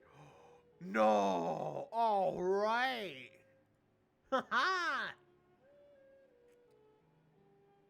The coward's rage burns bright and blind. I know! I was not expecting the end of chapter 2 so soon! Holy shit! Where am I going to fucking chapter 3? Matter of Bonebreaker had a legend among the city of Axia for his horrific history of destroying property, owned mostly by nobles. Holding hostages of nobles' assets and costs for better city infrastructure, and inspiring fear across the land in nobles. Little mistake there, Shiro. I'm gonna have to. You probably might appreciate this. Hopefully. After wrecking an amount of destruction that even the royal family could not ignore, his merry crew of mercenaries finally settled down that the city official gave in to all demands and also pardoned the Bonebreakers of the crimes. Oh god. Shiro. Why? Just gonna keep this camera on for a little bit while I read this. Nowadays, he and his partner Seamus lead the Bonebreaker Mercenary Guild in an honest living and mercenary work in the city of Axia. The origins of the famous warrior shrouded in rumor and mystery. Some claim that he was a child raised by feral animals in the wilderness of the exterior, while others say that he was a noble himself who ran away from home in rebellion. Maro alleges during an interview that he popped into existence through sheer willpower and spite. When his partner Hamish was asked to confirm this statement, he simply rolled his eyes and asked the interviewer to cough up their publicity payment. Items. Oh god. Oh, the glass eye! That's gonna be interesting. Oh! Fans and admirers across the sea have frequently offered to craft stylish eye patches for Maro, all of whom he had declined. His missing eye was a product of his mistakes and misplaced loyalty, and he chooses to wear his glass eye proudly as a reminder of what truly matters.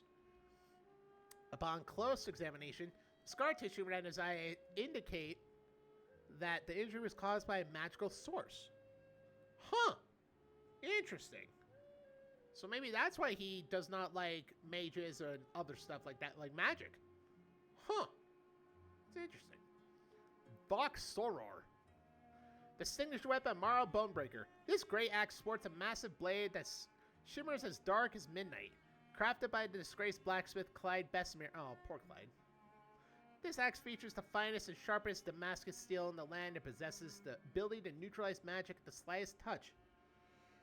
Quite fitting for a barbarian who holds magic in great contempt. Morrow named this masterwork axe Vox Sora, or roughly translated, Sister's Voice. It helps cut through all the bullshit of my life, Mara Bumberger asserts with a grin. The interviewer notes that there was a bittersweet edge to the warrior's voice as he spoke. Huh. He did mention a sister, I think. Does he have a sister? I don't know. Oh, excuse me. Now for Hamish. My god, this is such a good little... This is such a good portrait and such, like, just... Give them, like this, just spread it and give it a little heart saying, married, or something. I don't know. That would be actually pretty good. Hamish, now let's see about you. Oh, what the fuck? Whoa, you're 43? Holy crap, what is this?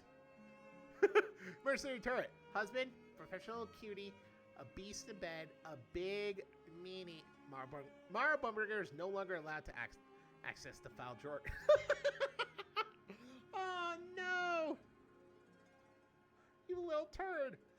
Oh, he has high dexterity, but low as that hell Chris. Alright. Manuel's high voice, so let me see. Become irreplaceable. Never give them a reason to leave. Hamish began life as the humble son of a hunter and a scullery maid. From a young age, he was trained in the art of hunting and tracking by his father, and brought home quality meats and pelts to support his family. His home life was modest, but a happy one. When tragedy struck, and Hamish found himself alone in the world, he was taken in by Mara Bonebreaker and served as his right-hand man. Soon after, a romance blossomed between them, and these two hyenas have since become inseparable. Despite the man's stern exterior, Hamish is rather sensitive and prone to crying. It's a habit that he has learned to curtail over the years, especially in the presence of their son, but it occasionally resurfaces behind closed doors. Okay, so I just found out the camera thing does not work. Morrow thinks it's adorably sweet, while Hamish threatens to make Morrow sleep on the couch the next time he calls his crying spouts cute. Items. Ooh, Cape of Holding! Oh my god, it's not a loincloth. Huh.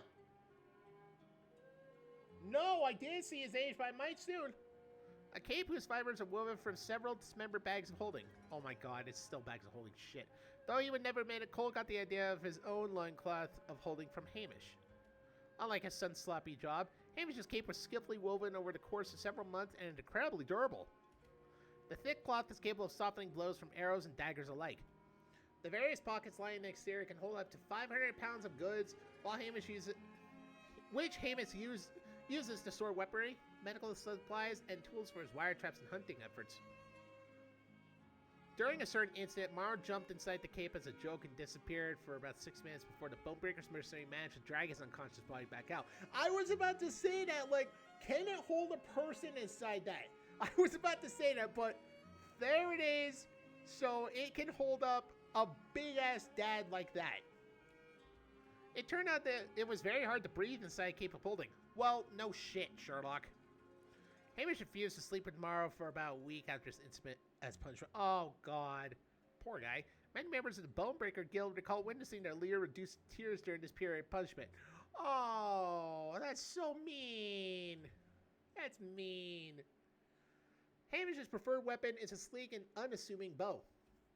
The high draw weight allows him to fire multiple arrows with great force over a massive distance. Can it shoot from, like, the Empire?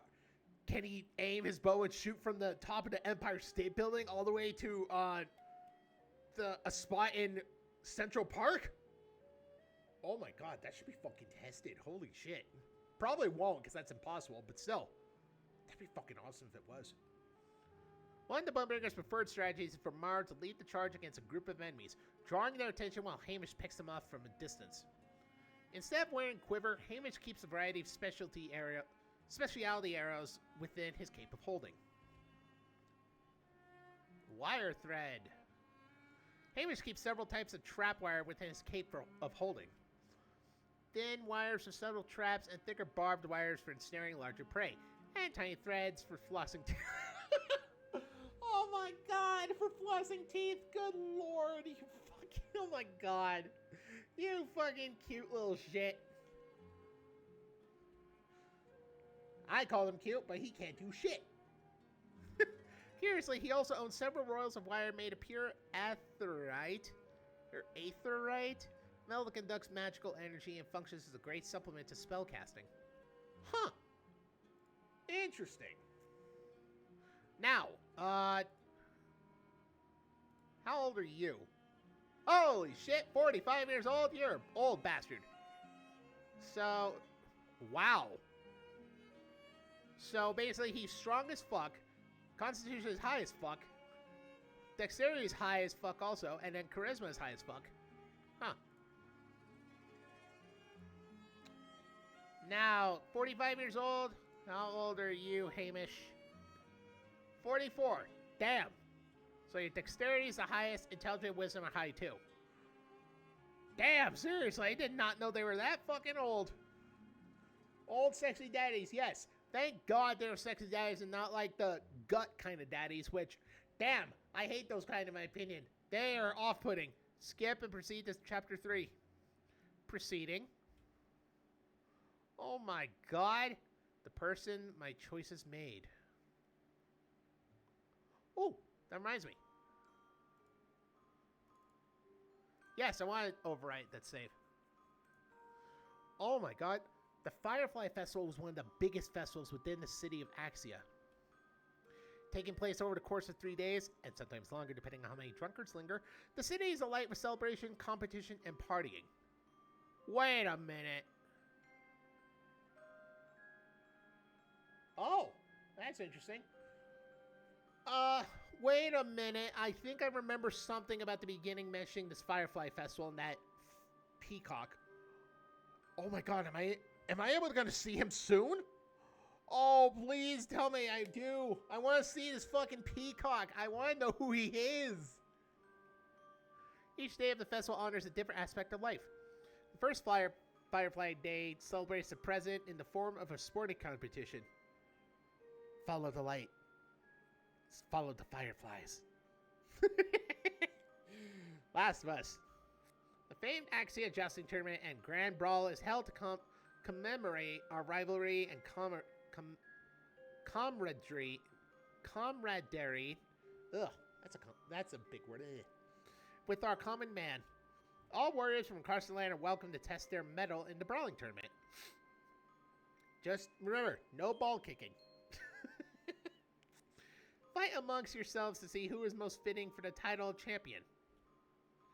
The City Watch would like to remind all fighters to cover the blades of their weapons with protective wax that festival organizers are approving in order to prevent the great toe-chopping incident from... Toe-chopping incident! The clerics were exhausted after spending hours magically reattaching lost digits and firmly request brawlers avoid any under-the-belt tactics, like ball kicking. Or, what's the capital of Thailand, jokes. So yeah, none of that, bitch. The winner of the Grand Ball will receive a handsome cash prize provided by this year's sponsors, House Osmia, who have generously taken up organizing duties after the recent passing of our beloved king and queen. More refined and noble individuals may prefer the grace of the jousting tournament. Participants are required to bring their own steed in order to qualify. Wait a minute. What is this? Oh my god. I did not know that button was there.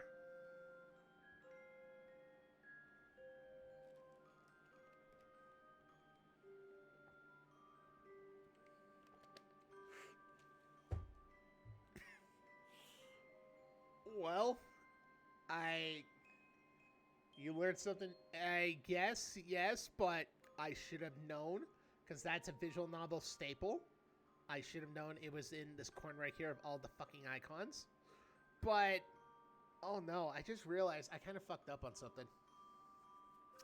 I need to take a screenshot. Oh my god, the library. Fucking loved Artemi's little reaction. It was so adorable. She was so bashful and sheepish of what happened. Oh, you poor, poor precious bean. The winner of this tournament will be gifted a boon from the Honorable House Osmia. Many thanks for your incredible generosity this year. What the hell? Go away, mouse! Fuck! The second day of the Firefly Festival is a memorial to the past, spent honoring our loved ones who have passed on. The lantern lighting event will be held at midnight in Central Town Square.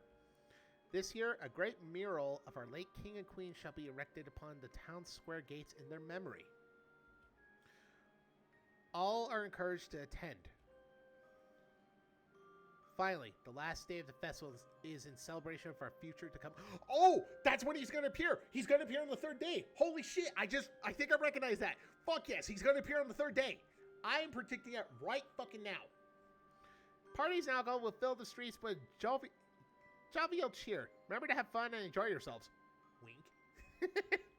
Festival organizers would like to remind all attendees to remain clothed while in public areas. Fuck. Well, so much for Maro and Cole. Ah, there's my precious bean.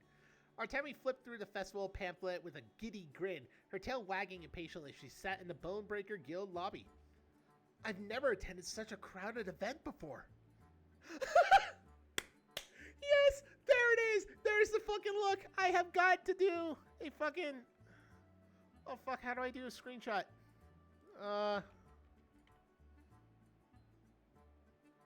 Snipping tool. Windows logo shift. Windows logo shift and S. Alright. Haha! Got it! Oh, that is gonna be fucking amazing to have as like a thumbnail. Holy shit. Oh. Wait, what? Oh. Okay. Yeah, shit. Shift S.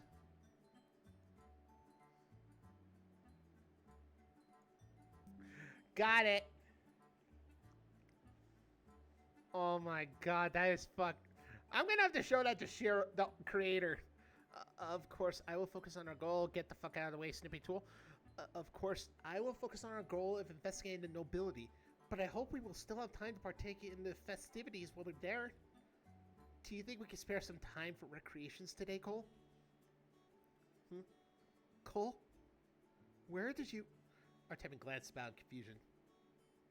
There was a little yawn as Cole sleepishly staggered into the lobby and squinted at her with half-lit eyes. Like, fuck. It's just like the Winnie the Pooh meme, where it's just like this. Like that fucking meme. The three of them had agreed to meet here at the Bonebreaker Guild early this morning to prepare for the festival, but Cole was never one to stick to a schedule. It appears he wasn't the only one. Sid was also nowhere in sight. Cole stiffened and nearly yawned before stumbling his way toward Artemi's table and stealing a gulp of her tea. Hey! It's like, what the... Oh my god, just like, that's a... What the fuck, man? Are you still reading that damn pamphlet?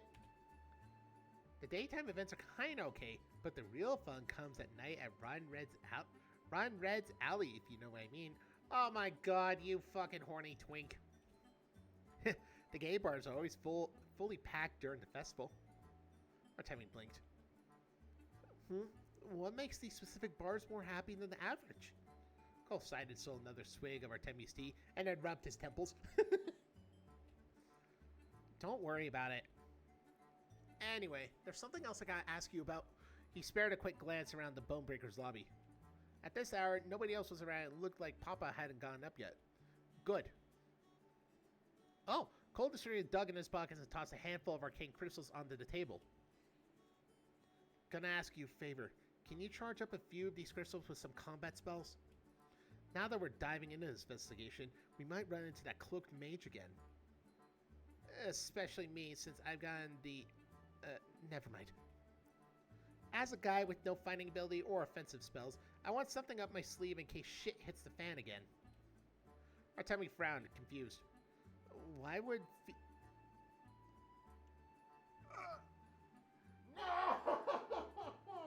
Why, Artemi? No! Oh my god! No!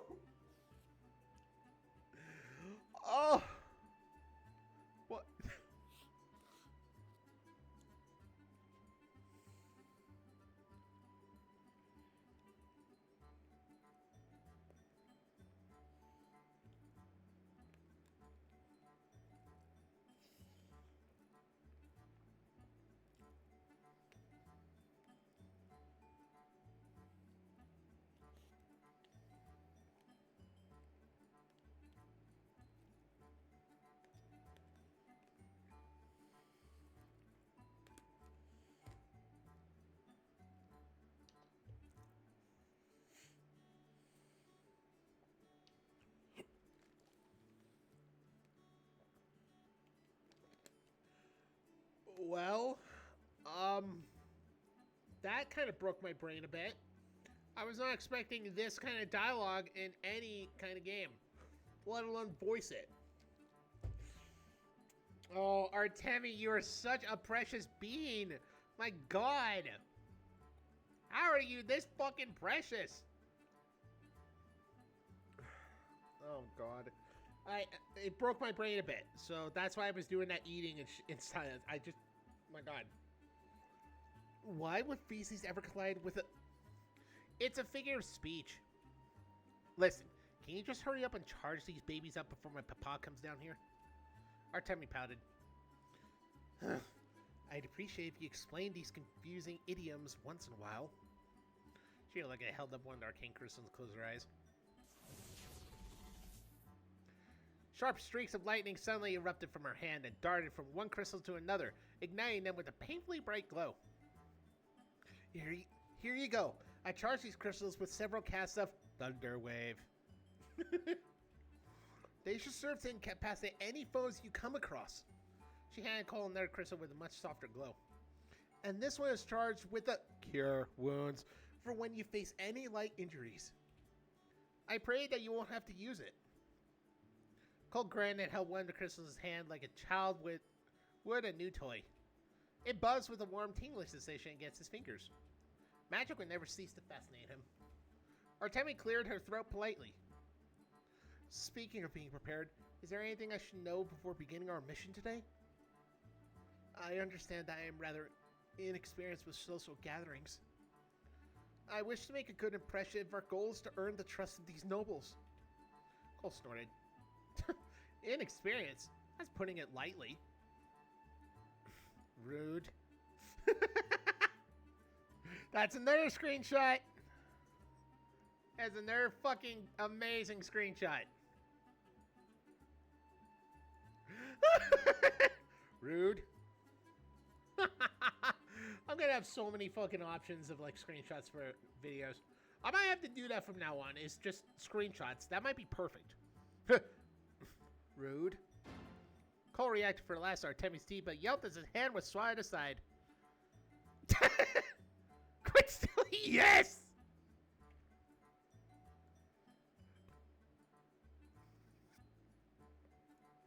Yes! Her leg is like tired. That's like a tired as shit moment. Like, oh, I'm fucking done with this shit. Quit stealing my drinks. Is that how the creator's chosen treats those she's seeking help from? Scandalous. This has nothing to do with being chosen, and all to do with you being a brat, Cole. Oh my God. He is such a brat, yes.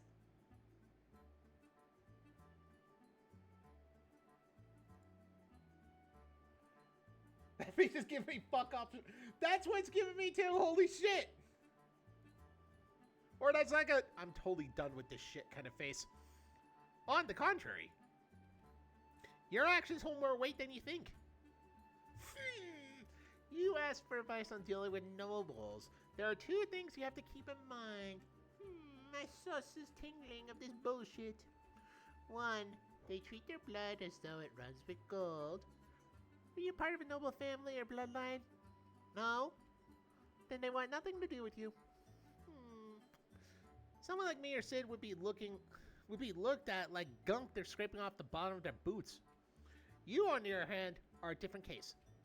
Not exactly noble, but as the daughter of the Grand Bishop, oh my God, that bitch. I almost forgot about her. You're bound to get a little more respect from these folks. Not to mention the whole chosen one thing and whatnot. I'm fidgeting uncomfortably. Yes, I quite understand. Her Excellency had forced me to memorize all the major family trees of the nobility during my training. The charts were very large, and I never finished studying them. The Knight Commander accidentally mistook the charts for scrap and used them in his papier-mâché project. Oh my God, no! Dumbass! Not you, Artemi. I don't fault you. You're precious. I don't fault you for it at all. I just fault the other guy. Are you sure that was an accident? Of course! The Knight Commander would never make a mockery of such an important subject. Anyway, What does this have anything to do with anything? Hey! Cole, grab the last Artemis so you drink it now. You fucking brat, Cole. Sorry. Oh, Shiro, you're gonna love this screenshot.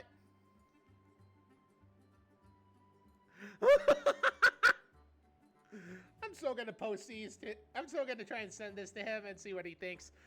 Sweet caffeine. And here's point number 2. Nobles treasure status. You're a bit of an idiot, but you're still the creator's chosen one. That gives your presence and words a lot of social weight when it comes to dealing with nobles. I wouldn't be surprised if you tried to butter you up to get on your good side. Probably a little bullshit, though. You can use that to your advantage when you're talking to these people. I wonder. Try and fish out some gossip and news about powerful folks who have grown interested in rubies or power recently.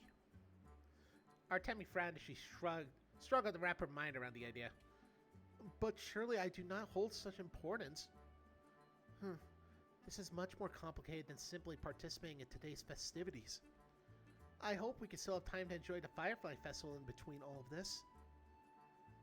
Cole suddenly felt his pocket shift as malice crawled out and onto oh god. I concur with you, with your smelly celestial friends. Think about the food that we can sample at this festival. Beauty immortal, I command you to visit every stall we come across. I must savor the many tastes of the material plane. Hey, what are you doing?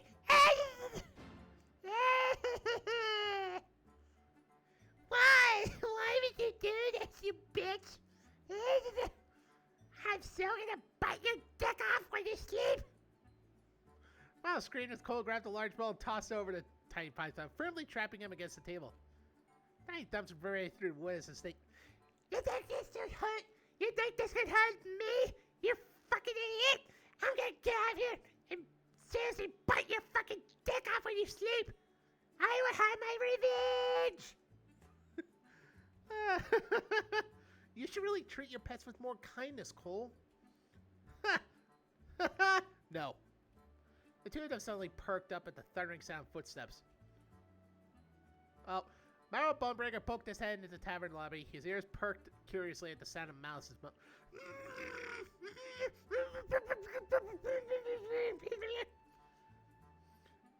Well, y'all sound pretty chipper this morning. Good morning, Sir Bonebreaker. Cole flashed a Marrow a panic smile before hastily shoving old arcane crystals in his pockets. Yeah, hey, Papa. We're just prepping our plan for the Firefly Festival and whatnot. Will you be participating in the brawling tournament, Sir Bonebreaker? It sounds right up your alley. Marrow barked a hearty laugh and shook his head. Never. I usually don't do the Firefly Festival. Why ever not? Marrow gave a nonchalant shrug. Sorry, lass. I have this medical condition where I develop this uncontrolled urge to clobber nobles on sight. What? My, that sounds serious. You should see a healer about this immediately. Cole sighed and rubbed his temples. Fuck! God damn it, I knew that was going to show up sooner or later. This thing has been just rubbing temples all over. I knew that was going to show up again. Fuck! Especially in this stream. Dude. Ha! There's no cure for this affliction, I'm afraid. Anyway, what are you kids waiting around here for? Don't pay any mind to an old yane like me. It's a festival. Go out there and enjoy yourselves. Artemi yelped as Mara delivered a backside so hard she felt her bones rattle. Oh no! She scrambled to reassure her loosened armor as Cole received a much gentler friend. Oh my god. Poor Artemi! Will do, Papa. We're just waiting for my other lackey to show up before we head out. There she is. Ah, you mean Sir Sid? He arrived and left a long time ago. Cole blinked in surprise. He did? When did this happen? You were very asleep, long after our appointed meeting time. In contrast, Sir Sid set a diligent example by arriving and leaving early to attend a training session with Sir Clyde. He said he will meet us at the town square later. Oh, right. The whole weapons training thing. Cole snorted. Knowing Clyde, I'm sure those two are being very productive right now. What the hell? What is this?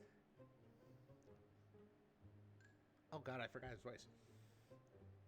Now make sure to grip the pull firmly and squeeze. Sid's mind was utterly blank, save for the fact that Clyde's face was dangerously close to his own. His cheeks felt hot as if the sensation of the tiger's low breath tickled his ears. Dude, are you even paying attention?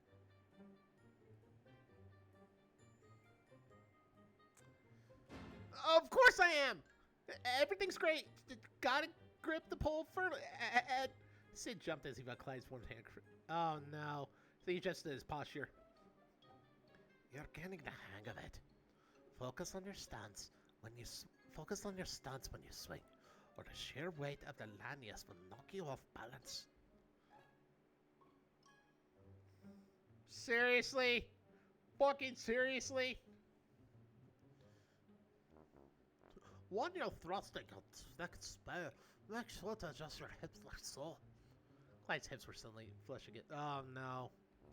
You're doing this on purpose, aren't you? I have no idea what you're talking about. Wait.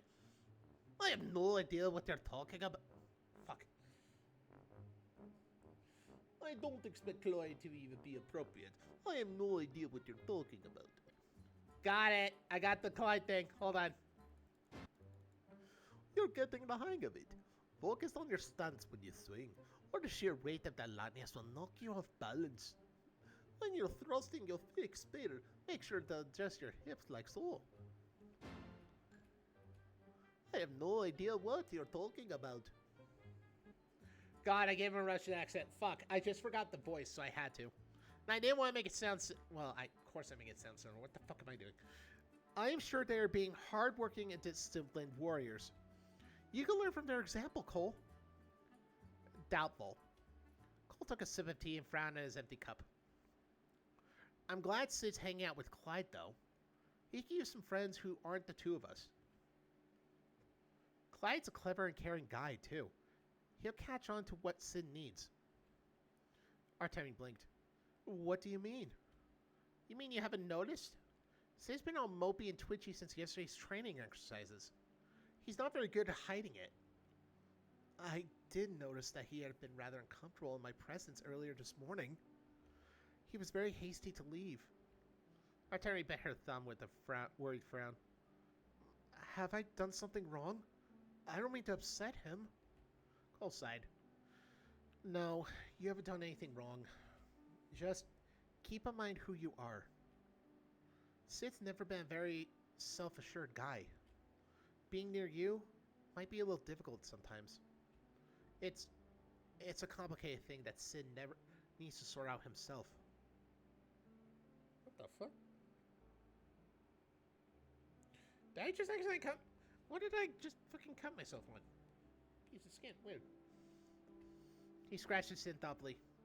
Two of us butting in would probably just make things worse. Let's just give him some space to think, yeah?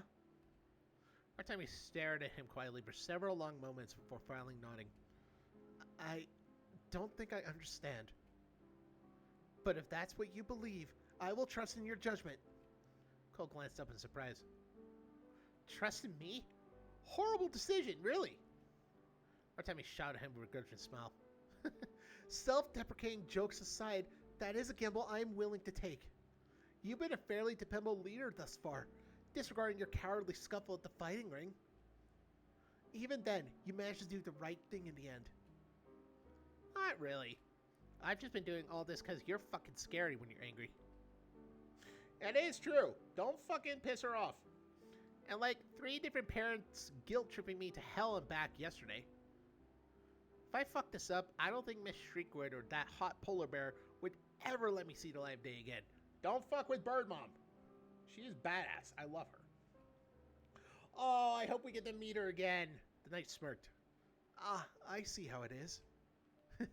If you require someone to yell at you to be a good person, then I will happily be there when required, Cole. Cole grimaced. Is that supposed to be comforting? A deep hearty laugh. Cole yelped as Morrow suddenly delivered an encouraging backslap that sent oh, poor guy. Look at my boy, all grown up and keeping an eye out for his little lackeys. Ah, it almost brings tears to my eye. Cole clambered back on his feet with a pained wheeze. Alright, that's enough mushy talk. Let's hurry up and head to town square for the festival. Artemi bolted and beamed excitedly. Excellent! I simply can't wait to see what the festival has in store. Hurry up, Cole! Hey, hold your... Bye-bye. The words scarcely left Cole's muzzle before the knight skipped out the door like a giddy child. Cole sighed and scratched his head, and then rubbed his temples.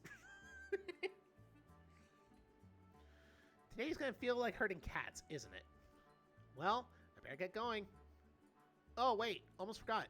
Cole grabbed the bowl off the table to reveal Huffy and Furious Malice. Come on, Noodle, we gotta go. Blasted puny mortal, I would not suffer such disrespect. Brace yourself for the day I return to full power, for my rage will be tenfold, and your dick will be gone.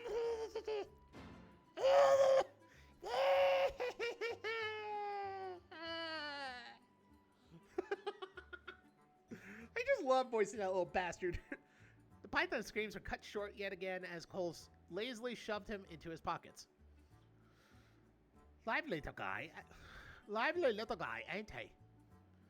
He never shuts up, apparently. Speaking of which, there was a small pause as Cole fidgeted awkwardly. His gaze danced around the empty lobby before returning to his father. Is Hamish around? Hammy? He left at the crack of dawn to help track down those rubies of yours. Haven't seen him since. Oh. Why do you ask? I was, just gonna say bye and thanks before we left. You know, basic manners. Marvel started from him with his face splanted overjoyed grin. Ah, my tiny little fam is finally getting along. Cole scowled and immediately marched out the door. Oh, fuck off. Don't make this weird, Papa. Love you too. Oh my god. Never silence followed by a crack. Oh no! Oh, fuck. Hammy's gonna beat my ass for this. Oh, poor guy. Yay! Market District! Let's save the game again. A mechanical clink filled the air as Sid twisted the lanyard in his grip, the massive halberd shrinking back to its normal form. He panted heavily and wiped the sweat of his brow before collapsing through the door of the small arcane shop. Clyde was right behind him with a proud grin. Would you look at that? Well done. You're one hell of a quick learner, aren't you? Come, settle down and take a break, man. I'll go grab you a drink. You deserve it after all the work you've done this morning. Sid's ears drooped as he scratched his head bashfully. Thanks. You're just a good teacher. And blacksmith. I had no idea this thing could change its shape in so many ways. I've been learning a lot from you. He rested his silver halberd against the wall with a heavy thump.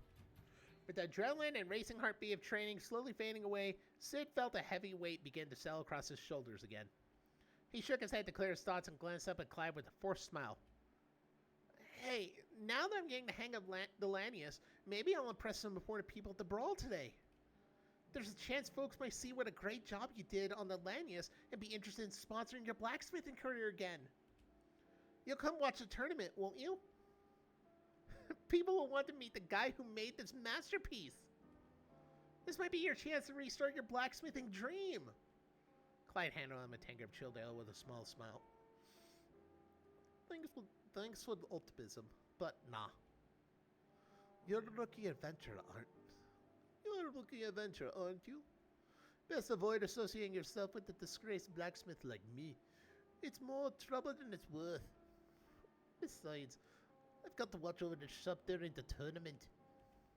Old Nanso probably would be very happy to hear that I left my post to watch a sporting match. Sid's shoulders slumped in disappointment. He picked up the lance and idly twirled it around, about, lost in thought. I think you deserve better than this. The more I practice with the lanyas, the more I realize what a true masterwork weapon it is. Oh, what's wrong, Sid? No! Sometimes I wonder if I really deserve to wield this thing. Shame it's wasted on nobody like me. Ow! Sid went to an empty cup, bounced off his head. He glanced to see Clyde scowling sternly. I'm not hearing any of this self-deprecating nonsense. You're the one of the field people who can even lift the damn thing. You're fine. True. You're kind of empty-headed sometimes, but you're an honest fella with a good heart. I couldn't ask for anyone better to wield my work. Sid's lips jerked into a doubtful grimace. You sound like my mom when she's trying to cheer me up. All that positive, empty chatter. Clyde raised an eyebrow. You don't believe me? Of course I don't. Look at everyone else I'm working with. He didn't notice that he had raised his voice until Clyde winced. Sid dipped his head apologetically and sat back down. I just a few days ago, I was just another unemployed bum bouncing from job to job because nobody wanted me. I've always dreamed of being an adventurer, and I officially became one. From sheer dumb luck. Didn't do anything to deserve it, just got plucked out of a crowd by Cole because I'm tall or something. How does that compare to the Creator's chosen one? Sid sighed and gripped the cool metal of his halberd tightly. I should be grateful, but I don't know. I've been feeling nothing but incompetence since I got here. Did you know I finally met my hero yesterday, Morrow Bonebreaker? I've always looked up to that legend of a man, and now I get to work closely with him. I even got to spar with the man too. Bear laugh escaped his throat. Got the shit kicked out of me. My hero barely spared me a second glance. Artemia impressed him with flying colors, though. Good for her. Must be nice to be born with Creator-blessed powers.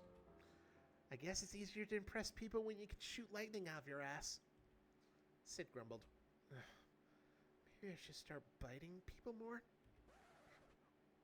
What does biting have to do with anything?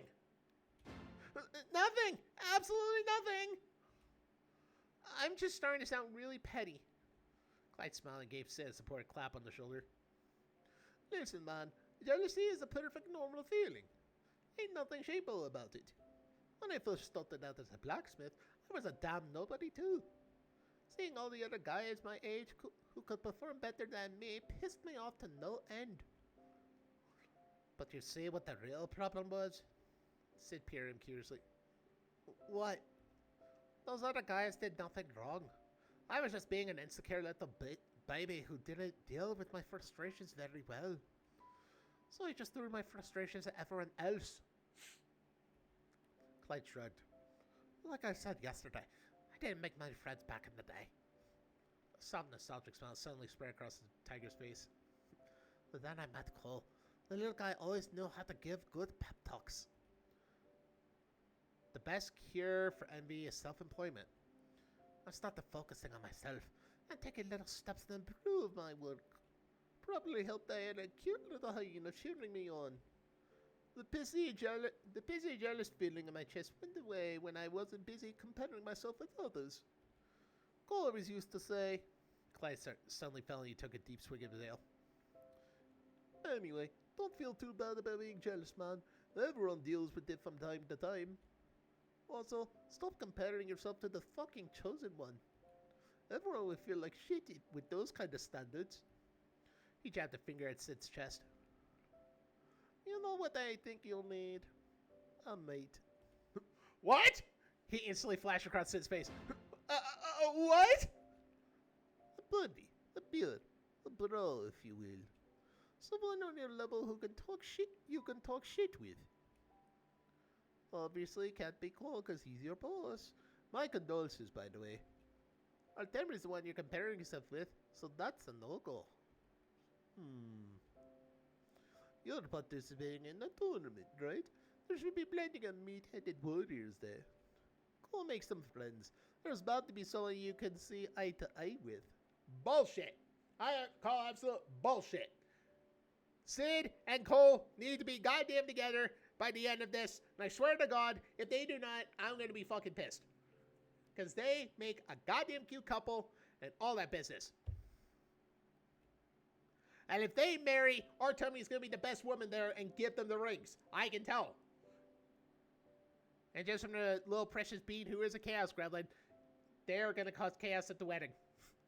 Sid scratched his head nervously. I guess? I'm not exactly the best with talking to people. Clyde laughed and clapped Sid on the shoulder good-naturedly. Just throw some alcohol in there and you'll be fine. Plus, it's a damn festival. Everyone's going to be in a jolly mood. Just be your cute, clueless self. I'm sure some guy is going to fall in your lap eventually. Huh? What do you mean by that? Sid was suddenly caught up by a sharp toll of the city's bell tower. He sprang up to his feet as he counted each ring of the bell. Oh shit! How long have I been here? I was supposed to meet up with everyone in town square right now. Thanks for the talk, Clyde, but I gotta get going. Clyde smiled and leaned back in his chair. Have fun out there, my man. I'll be working here in the meantime. Buy me a few souvenirs while you're there, will ya? Sid froze. He patted his tight pockets frantically. What's the matter? You forgot something? My coin purse! I was gonna buy Mom something nice while I was at the festival! I'm a complete dumbass! Gotta rush home now. I'll see you around! Clyde watched him as the badger scrambled out the door while tripping on his own feet. Oh my god. Fucking Sid, you clumsy little turd. He shook his head quietly before downing the rest of his ale. Jealous, huh? Uh-oh. Clyde, what are you gonna do? Sparrow's Roost Tavern Inn. Are we ever gonna go to the Fisher's Coast? I swear, we better go there sometime. Oh, or even to the castle. Fuck, I forgot. Sid never ran so fast in his life. The doors of Sparrow Root's Inn and Tavern burst open as the badger fell onto the wood floors, his chest heaving painfully. Sorry, Mom, have you seen my... Huh? Sid was startled to see a familiar hyena leaning over the inn counter with a timid face. Hamish scratched his head sheepishly as though he had been caught in an unsightly act. Oh. Good morning, Sid. You doing well? Sid nodded curiously as he struggled to regain his breath. Yeah, just on my way to the town square. What are you doing here? Before Hamish could open his mouth, Ilya cheerfully guided Gil through. Oh, yes! Yes! Burn, Mom! Yes! Here you go, Mr. Hamish. All of my best recipes and kitchen tips in one organized stack. I never knew you were such a self-conscious man. Just because your son enjoyed my cooking doesn't mean he doesn't appreciate yours. Hamish's gaze darted between Sid and Ilya before he still collected the recipes.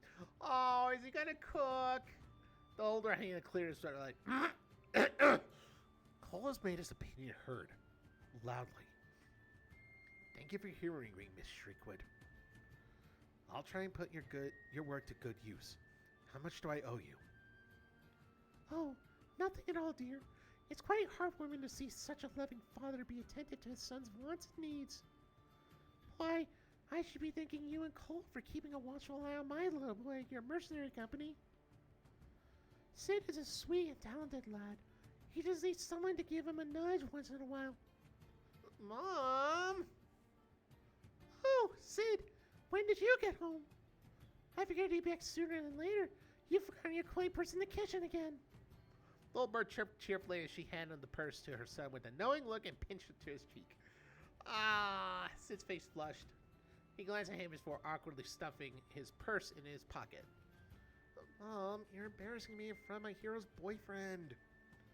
'Tis my job, dear. Now scurry along. Your friends are waiting for you, aren't they? Sid's shoulders slumped in embarrassed defeat. He gave his mom a quick peck on the cheek before bolting out the door. Again. Thanks, Mom. I'll get you something nice from the festival.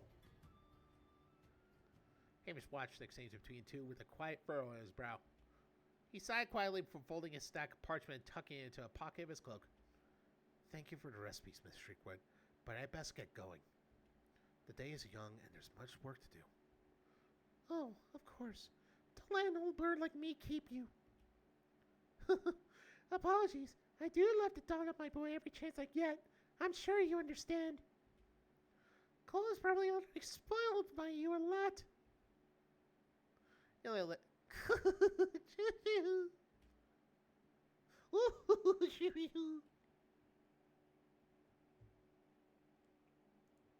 Yes, I agree. She's back, bitches.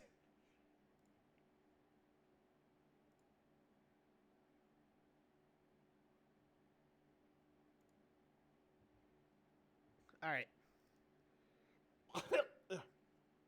Hamish's jaw tightened as he forced a smile. Perhaps.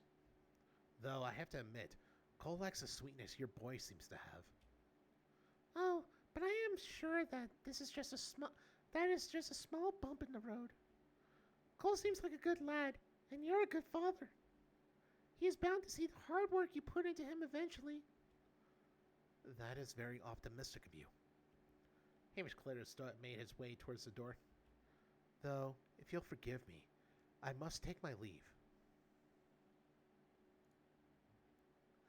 The wooden door of the tavern swung open and closed with a cold thud as Hamish left.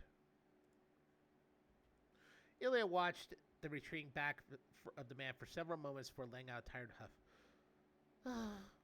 Somebody really needs to grab all three of you by the ears and sit you down for a talk. The plot thickens.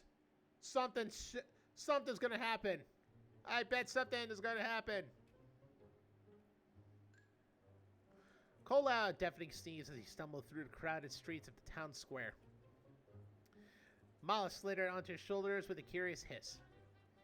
Have you got a cold, puny mortal? You must see here immediately. It will not do to have my heart host die so pathetically. Cole scowled and flicked the python in the nose. I'm fine. Someone's probably just talking shit about me. How in the world does a sneeze indicate such information?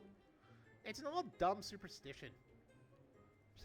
But that makes no sense. You mortals grow more confounding by the day. Yeah, whatever. Oh.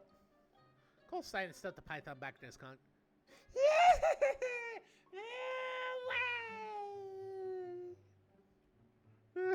He turned his gaze back towards the packed streets town square.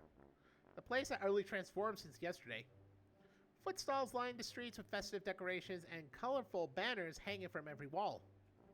The delicious smell of fried snacks and festival sweets filled the air along with the laughs and chatters of children and tourists. Oh, fuck!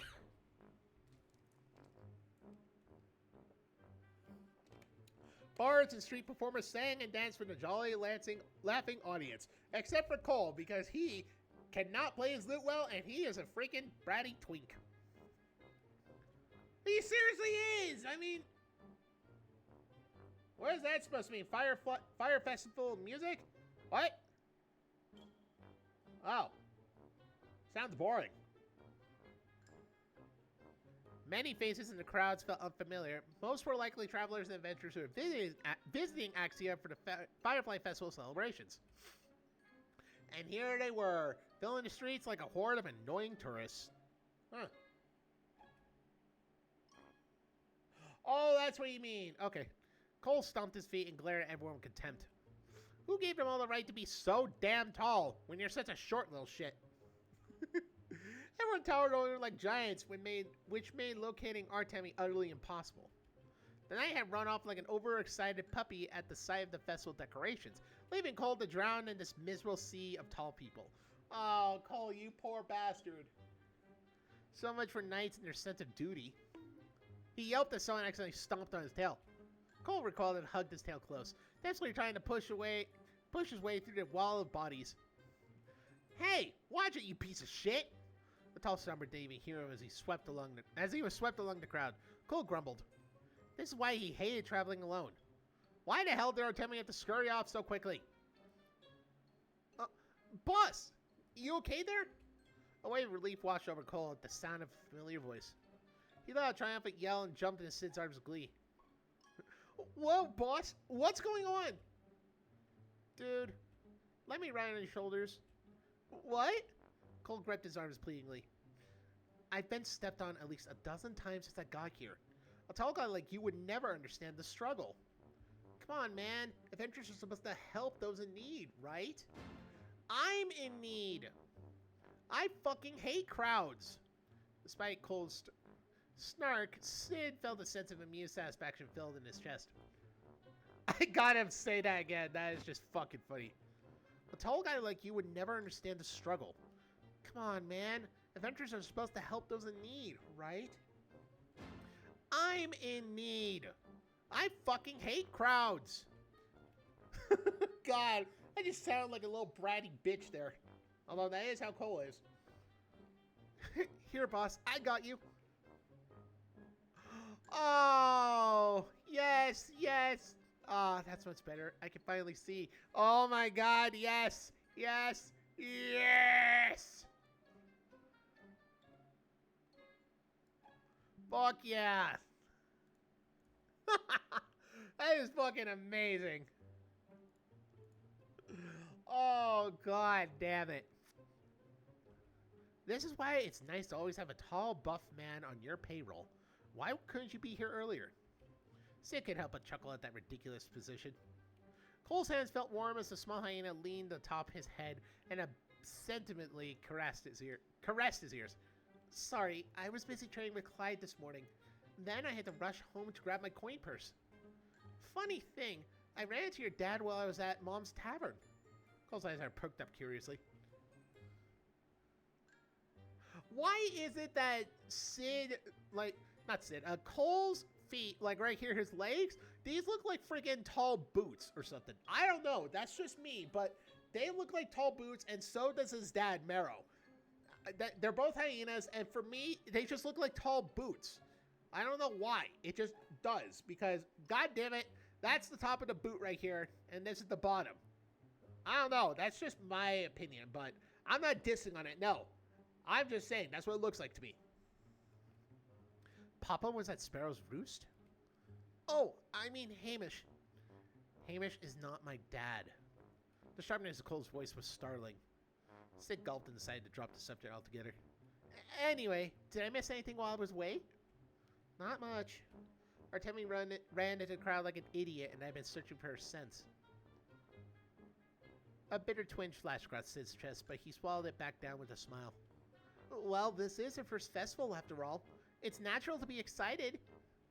Knowing her, she's probably gonna get mugged or pickpocketed again. Maybe we should get one of those child leashes for her. Oh, no! Oh, fucking hilarious there. I'm saving on that. That is fucking hilarious. I love that. Did she forget that we had have a job to do today? Cole grumbled as he peered into the flowing crowd. Artemi wasn't exactly tall. Finding her would be like picking a needle out of a bigger pile of needles. Oh, that sounds painful, actually. Ouch. They needed to find her soon. The two of them didn't exactly have the status to butter up nobles without her. Come on, boss. Relax. Finding her shouldn't be too hard. I've been looking and shouting for at the last 20 minutes. I'd like to see you do better. Sure.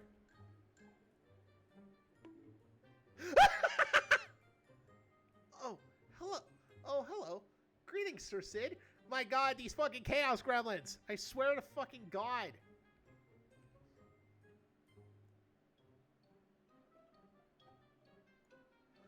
Oh my god, why? These little gremlins. Found her indeed, but just the fucking look on her face, just like, oh, hello. Greetings, Sir Sid. Hi. How the fuck? Cole, I've run into a terrible predicament. All the food and game stalls seem to require money, and I lack the funds to participate. Would you be so kind as to lend me a few copper pieces? What happened to that big bag of gold I gave you after the fighting ring fiasco? I told you. It's a holy night's solemn duty to donate their earnings to the church. Artemi's waggling. Oh. I know I should be placing my efforts into the missing ruby investigation right now, but it would be a shame to ignore the festival while we're here. Look at all this delicious food. You know, this isn't a vacation day. We've got work to do. Oh, now you want to act all responsible and whatnot? Golf was about to retort, but was caught by the sensation of something slithering up his shoulder. Beauty, mortal! What are these heavily sensed I detect? Oh, that's probably all the fried street food. There's some roast potatoes, not twisting that stall over there. My dad's probably setting up his cheese stall somewhere around here too. Malice pulled up shortly. Mortals! I command you to sample each and every one of these delicacies. My journey to the material plane will not be complete without it. The jousting and brawling tournament is in a few hours. We need to prepare. And I don't want to shove my way through this goddamn crowd again. Tiny Snake's head whipped backwards with a melodramatic wail. Oh, but the smell is so enticing. We must have a taste while we're here. Why must you be so cruel? Mortals must consume food to extend their already feeble lifespans, don't they? I concur with Sue Noodle. We must be in top condition before we continue pursuing our objective. An empty stomach will not do. I am a bit hungry. Dude, you're supposed to be on my side. I am! I'm just saying, this might be a good chance to mingle with the crowd and catch some gossip and news about the people we're going after. What do you say? 2 birds with 1 stone. And you can keep riding on my shoulders if you want. Cole grumbled reluctantly. Keeping these idiots on track was proving more difficult than you expected.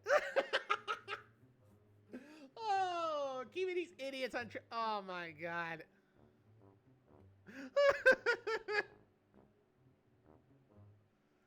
No. Oh, fuck. You know what? No, that's the thing. This might be the fucking screenshot overall.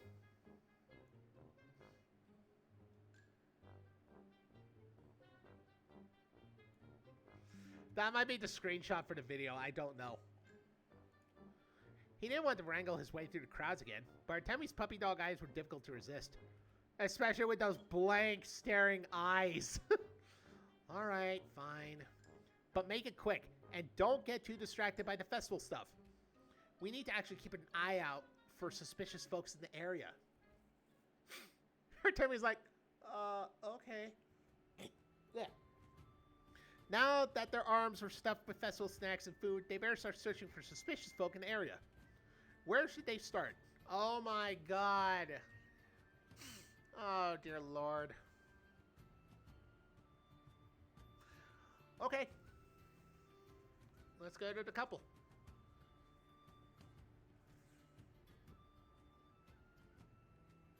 Now moving 5 feet to the right. No, Mary! Oh, where's the city? Watch some goddamn useless! Excuse me? Show a little gratitude, you old hag. I didn't even need to help you in the first place. Cole's ears picked up in the whining voice of a familiar coyote. He peered across the street at one of the many glowing crystal towers that lined the cobblestone road. 2 figures arguing furiously among themselves. Wait, who? Next to him, a short woman was tapping her foot. She flexed her. Oh no, who is it? Who the hell are you? Who the fuck? Wait, are you Granny? Oh. Yeah, no, this could have been some ages ago before the festival even started. If the city wanted to swamp me with busy work and cut my funding. We were understaffed.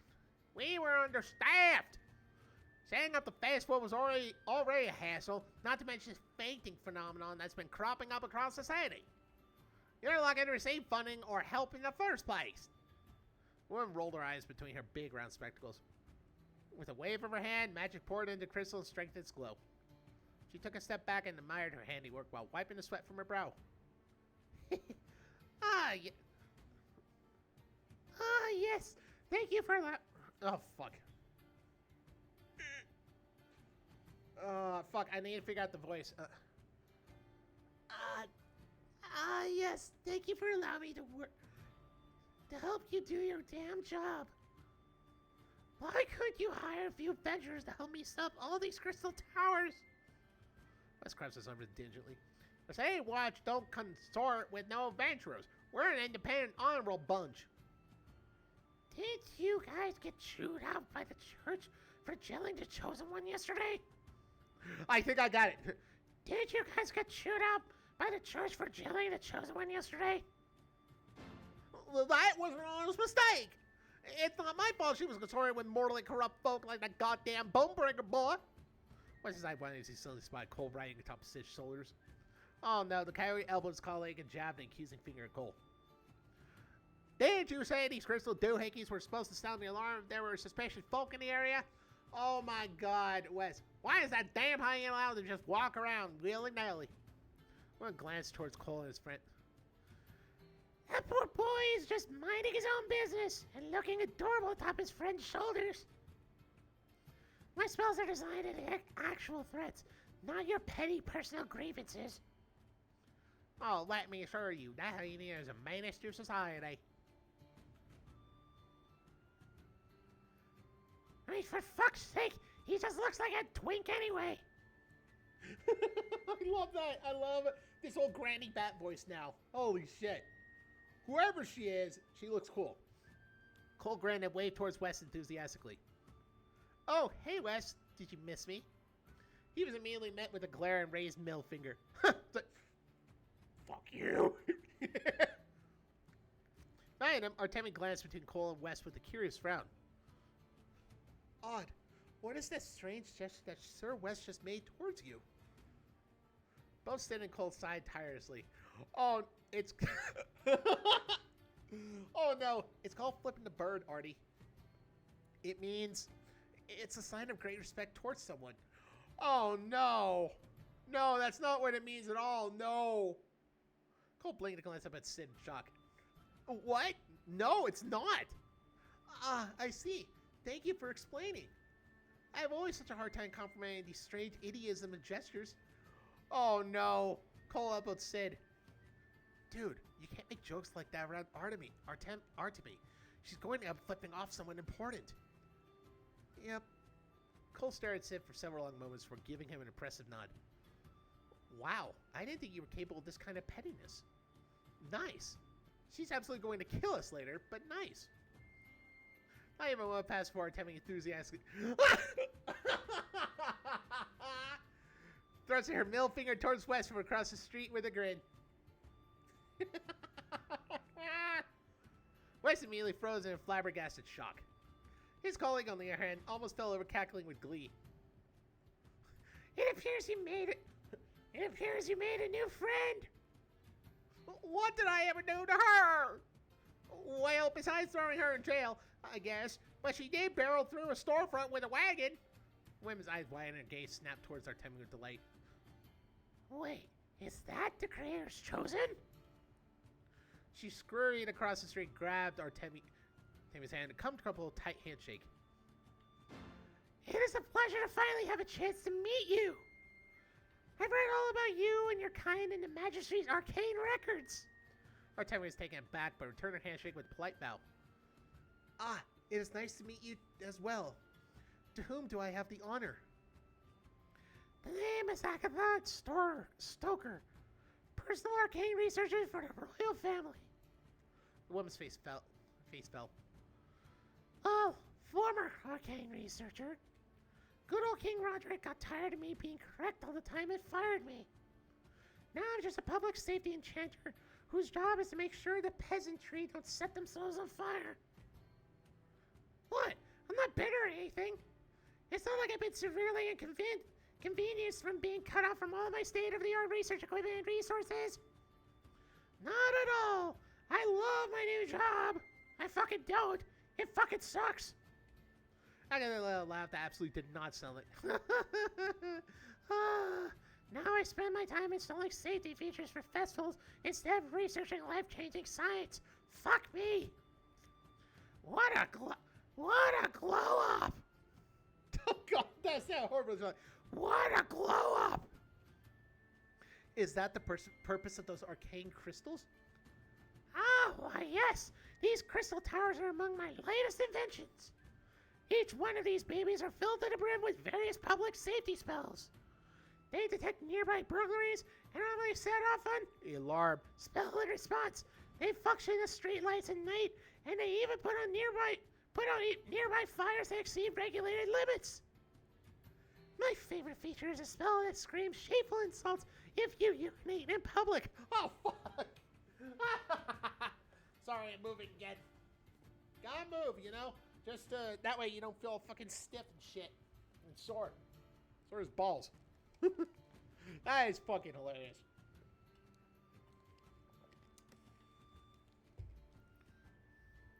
My, that sounds very useful.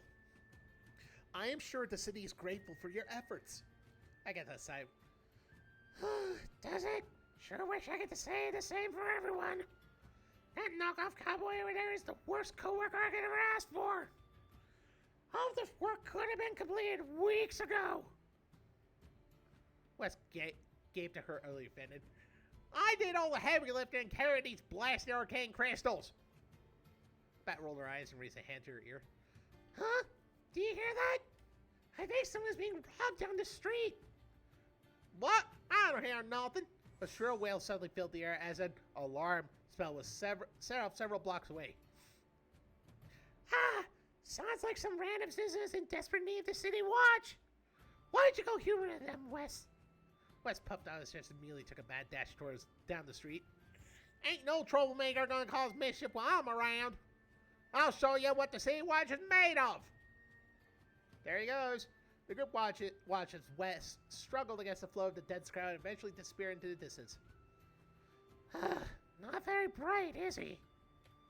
We'll adjust her glasses and turn back towards Artemi and her friends with an overly polite smile. But enough rambling from me. So, chosen one, who are your companions? I hope everyone's enjoying the festivities. Where are my manners? Allow me to introduce Cole Bonebreaker, the leader of the adventuring party I joined recently. Hey. Cole squinted at Agatha suspiciously. Behind him, Sid waved awkwardly. Hi, I'm Sid. Yeah, don't care. Wow! Oh my god, what a bitch! I'm kidding. That's just like, wow! Yeah, don't care. Oh, that's fucked. Sid winced and dropped his waving hand. The woman didn't even spare him a look before leaning forward. Forward. Uh-oh. Another error.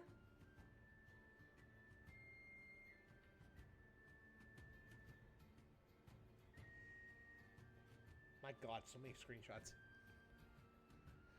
Listener Demi Gautier, could I humbly beg you for a small favor? As the Arcane Searcher, I specialize in advancing medical procedures and life-giving magic. And no magic is quite as potent as life-giving celestial magic. Celestial magic from the creator's chosen herself? Well, that provide no end of breakthrough from my research.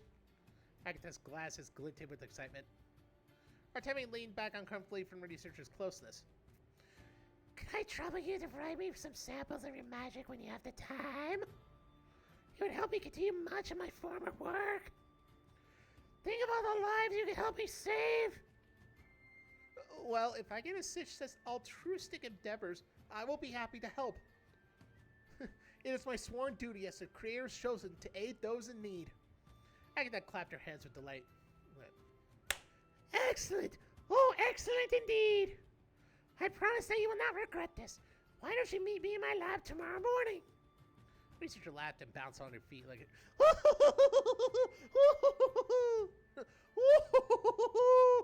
Oh, this day turned out much better than I expected!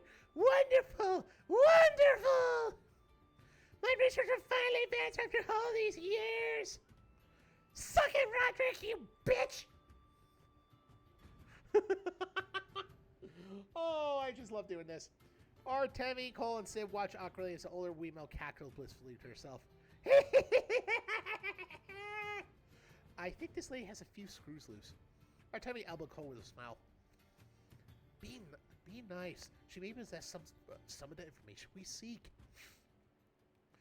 She cleared her throat loudly and turned back towards the giddy researcher. King Roderick. Did you know His Majesty well? What was he like? Oh, you know what people say. He was a decent king who advanced the proliferation of arcane crystals and magical technology. He did wonders in funding arcane researchers such as myself.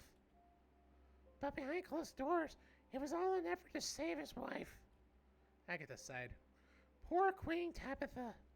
You know, I was in charge of finding a cure for her crippling condition. I was a good researcher, but I wasn't exactly a miracle worker. My methods managed to prolong her life for almost a decade, but eventually her health failed her. I can't blame Roderick for growing frustrated with my lack of progress, but he did. But did he really need to throw out a tantrum and fire me? I was thrown out the Magistry's registry halls too. Such a waste. She just her glasses and shook her head. There I go rambling again. I better get going and finish installing these crystal towers. Hope you youngsters enjoy the festival. Artemi, Cole, and Sid waved goodbye as the bat made her leave. As soon as she was out of earshot, Cole elbowed Artemi with a stern look. Jeez, you really shouldn't trust every poor sap you run into. That lady was the perfect match of our suspect's description. Wizard, wimpy, and around 5 foot 10 inches tall. Artemi scowled. That describes half the magical... That describes half the magical population in the city. Did you say that I should utilize my status as the chosen one to our advantage? Yeah, but just be careful, will ya? I don't trust that lady at all.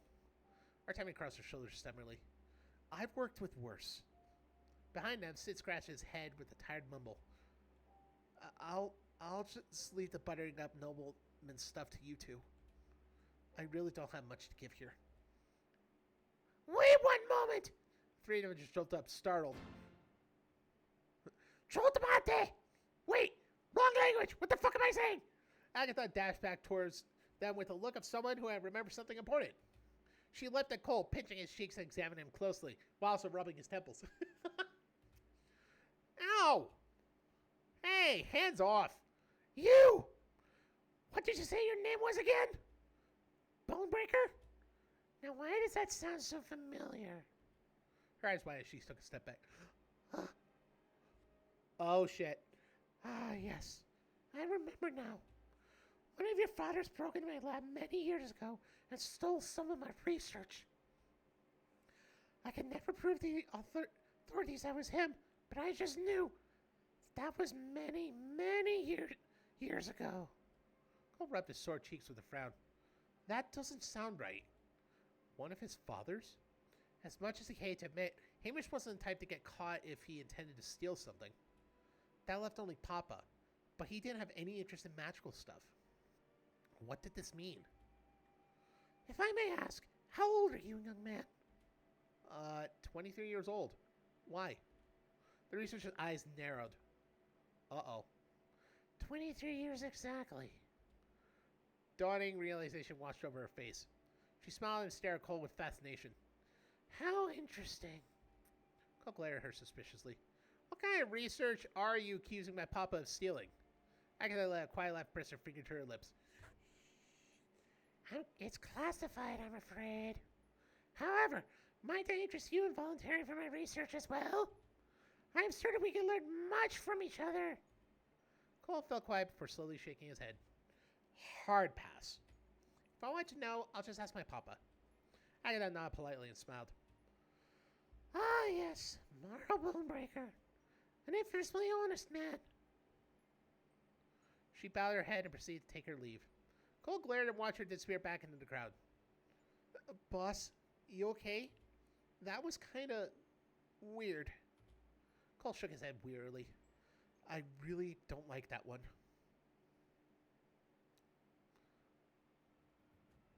Now with arm stuff. Oh yeah, this is... Oh my god, that character, holy shit. Thank God she did not wreck my voice. Oh my God. That's amazing, if I have to say. Alright. Speaking of snacks, from what they have, snack. Get that shit out of here. Snack. Yup. Can never go wrong with snacks. Anyway.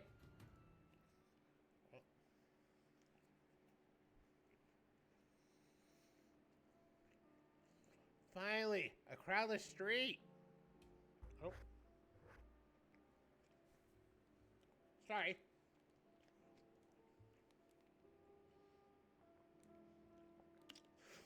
Still, I think Agatha knows more than she's letting on.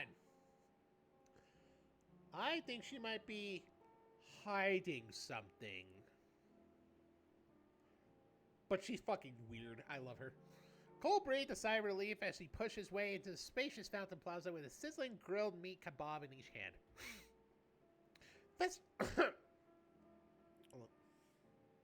Festivals were fun and all, but he preferred his toes untrampled. He lost track of sitting or attempting when he hopped off the badger's shoulders to buy some snacks from the food stalls. Just one blink and the crowd swallowed them up like a violent ocean wave. Cole sighed and sat on the edge of the fountain, munching his kebabs absent-mindedly. At least he had the chance to enjoy his food in peace. The three of them had agreed to meet up around the sporting arena for the jousting and brawl tournament later. Finding them again should be simple enough. He just hoped the two of them won't get scammed while he was gone. Cole blinked and glanced around the street. Soul's arcane curiosity was just a short walk away. Maybe he should pay Clyde a visit? He shook his head furiously. Nah, he probably doesn't want to see me again anyway. Better avoid making any trouble than I already have. He took another bite of his kebab. Cole absent-mindedly rummaged around his pockets. Well, here's the second helping of snacks you begged for. You better be grateful, you little shit. Huh? Noodle? You there? Huh? The little shit must have sneaked out while I wasn't looking. Oh well, one less problem for me to deal with. Go away, Mouse! Why do you keep fucking appearing when I don't want you? You're like almost a fucking unwanted child. Cole munched on his food as he sat in the middle of the plaza. He became self-consciously aware of how awkward he appeared, sitting all by himself in the middle of a festival. His surroundings felt uncomfortably quiet. The sound of his own chewing was deafening as he shuffled awkwardly in the seat. He glanced around, unsure if anyone was watching him. Cole let out a long sigh. I really shouldn't be left alone with my thoughts like this. Where the fuck did everyone go? He nodded on one stick of his kebab quietly.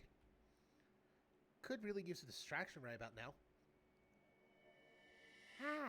It appears my locate creature spell has found its mark. We meet at last. Stand up and face me, you traitorous, ungrateful scum. Okay, maybe not this kind of distraction, Cole thought bitterly as he squinted. Who the fuck are you? Oh my god, first Agatha, now this guy? A foppish young man was strutting across the plaza towards him. A striped hyena. Oh my god, this is the third hyena we have now. Looked about a year or two older than Cole. Huh. His clothes were shining with expensive woven fabric, and his hair appeared as though he spent hours combing it to perfection. That guy was clearly noble, around 5 foot 10 inches tall, too. Oh. Do we have our suspect? And also has the most punchable face I have ever seen, Cole quietly noted.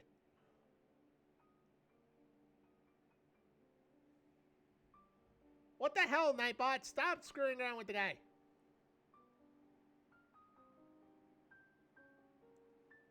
God damn it, Nightbot. I am so sorry about that. Still, who the fuck are you? As Noble approached, his smug and punchable face fell when he caught sight of Cole. Well, Lord? Okay, okay. I'm gonna see if I can get his voice just as a fucking joke. It's not the official. Well, you're not. I was sure the spell was working correctly. He crosses over the patient huff. Huh. I should be looking at dim-witted, one-eyed brute instead of some unwanted, unwashed peasant. Cole grumbly quiet. Should he even bother talking to this guy? Might as well. Not like he's got anyone else to chat with anyway. Who are you calling an unwashed peasant? D'Artagnan scoffed. Do you see any more naked scoundrels and rags around here? What kind of preposterous excuse for clothes are you wearing? No, I don't want to do Jar Jar Binks. No. Oh my god. No. No. Oh. I think I do sound like Jar Jar Binks, yeah, but still. Me's gonna hurt you now. Me's gonna kick your fucking ass. Oh no. Cole smirked and he adjusted his seating position that his legs were spread wider. Wow, Cole. I just have nothing to hide. Most folks like what they see. You little God damn it, Cole. He stared up and down at Artagnan with an unimpressed glance. I can see why you would bundle up with a bunch of expensive and frilly nonsense, though. Kind of distract folks from your shortcomings, eh? Noble clutched his chest, utterly offended. Oh, excuse me? I will have you know that I am quite the charmer among my peers. Oh, a noble who actually knows how to have fun? How scandalous. That's not what I mean. Noble crossed his arms and puffed his chest indigently. I do not have to answer to a lonely commoner like you. Do you have any idea who you are speaking to? Nope, but I have a pretty good idea who you're looking for. What do you want with my papa? Papa? The nobleman dropped in shocked gape. He had children? Yep. Collodi Bonebreaker at your service. Cole bowed comically with his meat kebab still in his mouth. You little shit. What can I do for you, jackass? Almost stared at him for some moments in disbelief. You don't look anything like this Bonebreaker man that grandfather described. He's supposed to be this big, hulking barbarian, a beastly warrior who is an utter menace to society. You're just some measly runt. Are you sure you're truly his kin and not some stray he picked off the side of the street? Cole scowled. The words dug under his skin more than he cared to admit.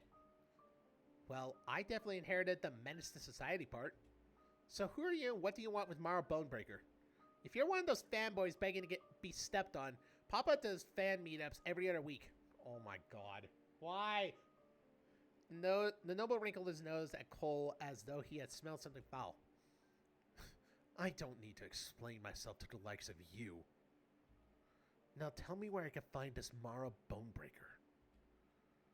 I was simply on my way to the jousting tournament when I found myself in these disgusting and lowly streets. There was a good chance to catch a glimpse of this uncivilized beast en route. Papa doesn't come out during the Firefly Festival. Pompous nobles like you give him an allergic reaction. The reaction is usually a punch in the face. Well then, he certainly lives up to his barbaric reputation. Cole crossed his arms defensively. Yes, his reputation of being a strong yet kind warrior to his fellow man. Restorer of communities and destroyer of the greedy. I'm pretty sure you've got no right to talk down to him, you pompous little shit. What have you ever done? Noble scoffed and brushed his hair dramatically. You mean you don't know who I am? Surely you jest. I am the great Calder O'Shaughnessy, sole heir to the renowned House O'Shaughnessy. I have to... God, that actually suits him much more better.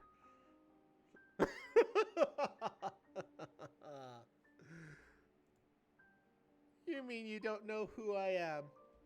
Surely you jest. I am the great Calder O'Shaughnessy, sole heir to the renowned House O'Shaughnessy. My house is known across the land for their great magical prowess. My grandfather assisted the late King Roderick himself in countless arcane projects and research efforts. My late uncle had worked closely with the church and became an utter prodigy among his magical peers. You will do well to respect your betters, commoner. Cole squinted, unimpressed at the arcane rambled on in his face. Wowie, what an accomplished family. So what have you done?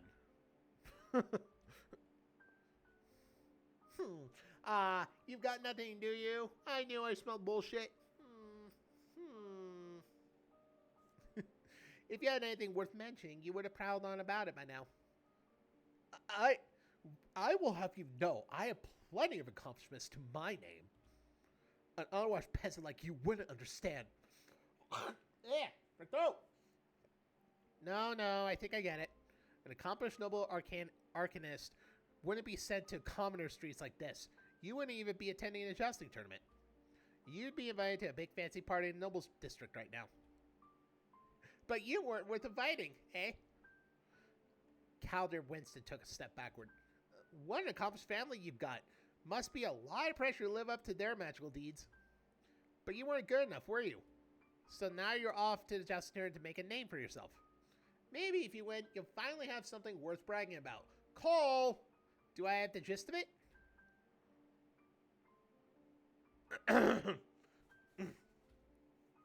What a wild imagination you have, commoner. You must think yourself clever. Cole shrugged. Not really. Just warning you, buddy. Going around calling folks unwashed commoners might make you feel a little better, but it sure ain't gonna win you many friends. Cole wolfed down the last of his kebab with a sly grin. Say, word on the street is that a bunch of magical rubies went missing.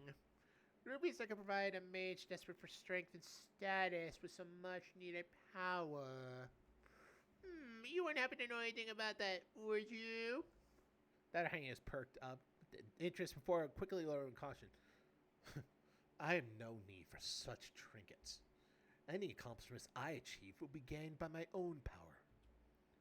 Cole watched the noble closely. His reactions don't appear to be of recognition or an attempt to hide anything. This guy didn't have the best poker face, however. The chances of this Calder secretly being the cloaked mage seemed unlikely, but Cole couldn't say for sure. Think whatever you like, runt. My magical prowess at its worst will still be miles above you at your best. I sure hope so. I can't even do magic. The noble blinked in surprise. That can't be right. My arcane senses are keener than most. You most certainly have traces of spellcasting on you. That brute may be an utter disappointment, but I commend the fact that he managed to sire a child with at least a tiny hint of magical potential. Creator knows he certainly didn't have the talent for it himself. Cole's hackles rose. Sounds like your senses aren't as good as you think. I've never cast a single spell in my life. Bullshit, Cole. Bullshit. No, you absolutely have the hallmarks of a spellcaster. And I'm telling you that you're absolutely wrong. Calder glared Cole with a mixture of confusion and disbelief. His voice What a bold-faced lie. And a reasonless one at that. Magical strength is the pillar upon which a person's worth is weighted. You are already a lowly peasant. Why do you deny yourself this tiny sliver of value? Yeah, maybe two nobles. Around here, we put more stock into how not an asshole people are. Which I'm not winning any prizes for, but I'm still leagues ahead of you there, buddy. The other hand growls and shakes his head in frustration. You don't even understand what you're saying, do you? Magic is everything. Some people devote their entire lives into arcane studies. Endless days and nights spent meticulously studying arcane tomes in hopes of gaining the smallest scrap of magical strength. The malicious beratings and beatings we endure should we fail to meet expectations. And you, who was born with a potential for magic, so carelessly discarding your own gifts. This is an insult to everything my family and I stand for. Calder panted. He has certainly hit a sore spot. I don't know what you're rambling on about, but let me make this very clear. I am not a mage. Get it? Capiche? Calendar growled, his shoulders shaking with sheer rage and disbelief. That man has truly poisoned your mind, hasn't he? Just because he was a failure of a mage doesn't mean he has to drag the rest of us down with him. There's not a problem, is there? Me's not gonna hurt you. Tuna suddenly jumped. Oh my God, it's Hamish! Hamish was standing behind Cole, arms crossed with a stern expression. Calendar suddenly looked terrified. You! As I said, is there a problem? The noble took several steps back, all that aggressive rage instantly vouched in. No, none whatsoever. Why would I even waste my time quarreling with you, low-born folk? And what makes you think you have the right to even speak with me? Hamish continued staring flatly at the lesser noble. There's a bruise on your cheek. Where is it from? Hamish said, what? A bruise? Oh no! That's none of your business. I've wasted enough time here with you lot. I'll be taking my leave. Hamish nodded and bowed curtly. Very well. Please give Gaius O'Shaughnessy my warmest regards. Calendar looked shocked and hesitated for a moment. After a beat, he quickly fled the plaza without another word. Wow, what a curious character. Cole watched the whole exchange with a raised brow. What was that all about? Hamish shrugged. Not much. Just figured I'd step in before you bit off more than you could chew. I can handle myself just fine. Of course you can. I just wanted to be nosy. Cole stuck his tongue out. You're always nosy. And speaking of being nosy, how did you know this asshole? Hamish stole a quick glance across the plaza at Calder's retreating figure. Or Calder's. Well, I don't know this young man specifically, but I did work for his family for some time in my youth. You did? You don't seem like the type who would make nice for nobles. Hamish smirked. Make nice? The last time I saw Gaius O'Shaughnessy, the man was screaming with an arrow sticking out of his shoulder. Marrow is not the only one around here with an allergic reaction to nobles. What? You're looking at me funny. Nothing. I just realized I don't really know much about you. Hamish shrugged. You never asked. Cole scratched his neck and stared at his feet awkwardly. Yeah, I guess not. He cleared so. Anyway, what are you doing out here in the Firefly Festival? You never seemed like the celebrating type. I've been telling you. What? Why? Hamish shrugged. The cloaked mage obviously knows you possess one of the missing rubies. If they catch sight of you out in public like this, they might make a move to take it back. You've been using me as bait? You made yourself into a piece of bait. I'm merely here to make sure you don't get snatched. Speaking of which, you really shouldn't be traveling alone like this. Oh please, nobody's going to make a move on me in broad daylight in the middle of a crowded festival. Hamish shook his head firmly. You'd be surprised what people can pull off, especially if this mage is as strong as you claimed. Just promise me you'll stay with your friends whenever possible. It'd make me worry a little less. Speaking of which, that older man rummaged through the main pockets of his cloak. Ooh, what do we have here? After a beat, he pulled out a small spool of metallic wire and handed it to Cole. Here, I figured you should have this. Cole squinted at the spool of wire. If you're trying to drag me into one of your fishing trips again, no. It's trapwire made of pure aetheryte. It's a metal that conducts magic and spells very effectively. Since you're not exactly an offensive spellcaster, you might find this kind of subterfuge tool useful. Cole glared between Hamish and the spool. He reluctantly stuffed it into his pockets. You never stop being a mother hen, do you? Well, thanks, I guess. Hamish blinked in surprise. Who are you and what did you do to Cole? I don't think I've ever heard you thank me unsarcastically. Cole puffed his chest up indulgently. Oh, this is what I get for being nice for once? Don't expect it again anytime soon. With a huff, he stomped his way down the plaza. Hey, where are you going? To find Artemi and Sid. I'd rather not have you telling me all day. Go be a mother hen somewhere else. Hamish stared at Cole's retreating figure with an incredulous look. He actually listened for once. I mean, his attitude's still as foul as ever, but he listened. Maro, what kind of talk did you give him?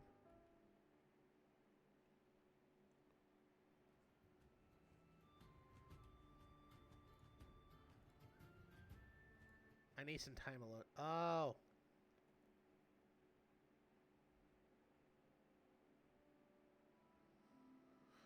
Oh. Oh dear. Sid wanted to think that he was just absent-mindedly browsing the festival stuff and lost sense of direction. He wasn't deliberately distancing himself from Artemi as they struggled to push through the crowd. That would be petty. Sid never thought of himself as a jealous kind of guy, but the begrudging resentment that racked through his chest with Artemi was around proved otherwise. He didn't want to feel that way, but the sensation bubbled up inside him like an intrusive thought. Sid sighed and glanced at the crowd behind him. Artemi was nowhere in sight. She probably got swept by the festive masses as she was struggling to find him. I'll just look for her later. I could use some space right now.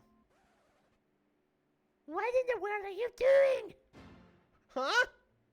Sid jumped in a sensation of some slithering up his arm. What the fuck are you doing, Malice? You said earlier that you were getting more food. Why are you just stumbling around like a fool? Oh, hey, Noodle. What are you doing here? My name is Malice. Curse this horrid nickname. And I sensed that puny mortal was going on another one of his moping sessions, so I decided to accompany you instead. Little did I know that you were doing the same thing. Mortals are... Okay, tell me how this voice sounds compared to the one I've given already. Mortals are so determined to waste what little time they have in their lives. I will never understand it. Noodle shook his head in dismay as he coiled himself comfortably on Sid's shoulders. So, what is you, buff mortal? Are you struggling with daddy issues as well? I don't know about that voice. Actually. I kind of regret it. So, what ails you, buff mortal? Are you struggling with daddy issues as well? Huh? No, I'm fine. Just need some space, you know? Sid watched with fascination as the snake flicked his tongue towards him suspiciously. Lies! I have studied mortal emotions of my siblings for some time, and I sense great turmoil within you. Really? Are you, like, an emotional support familiar? Support? Don't be ridiculous. I exist to see chaos and turmoil onto the material plane.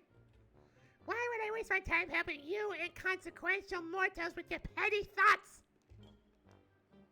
Huh? Must be some sort of reverse psychology tactic. For example, I sense great envy boiling within you.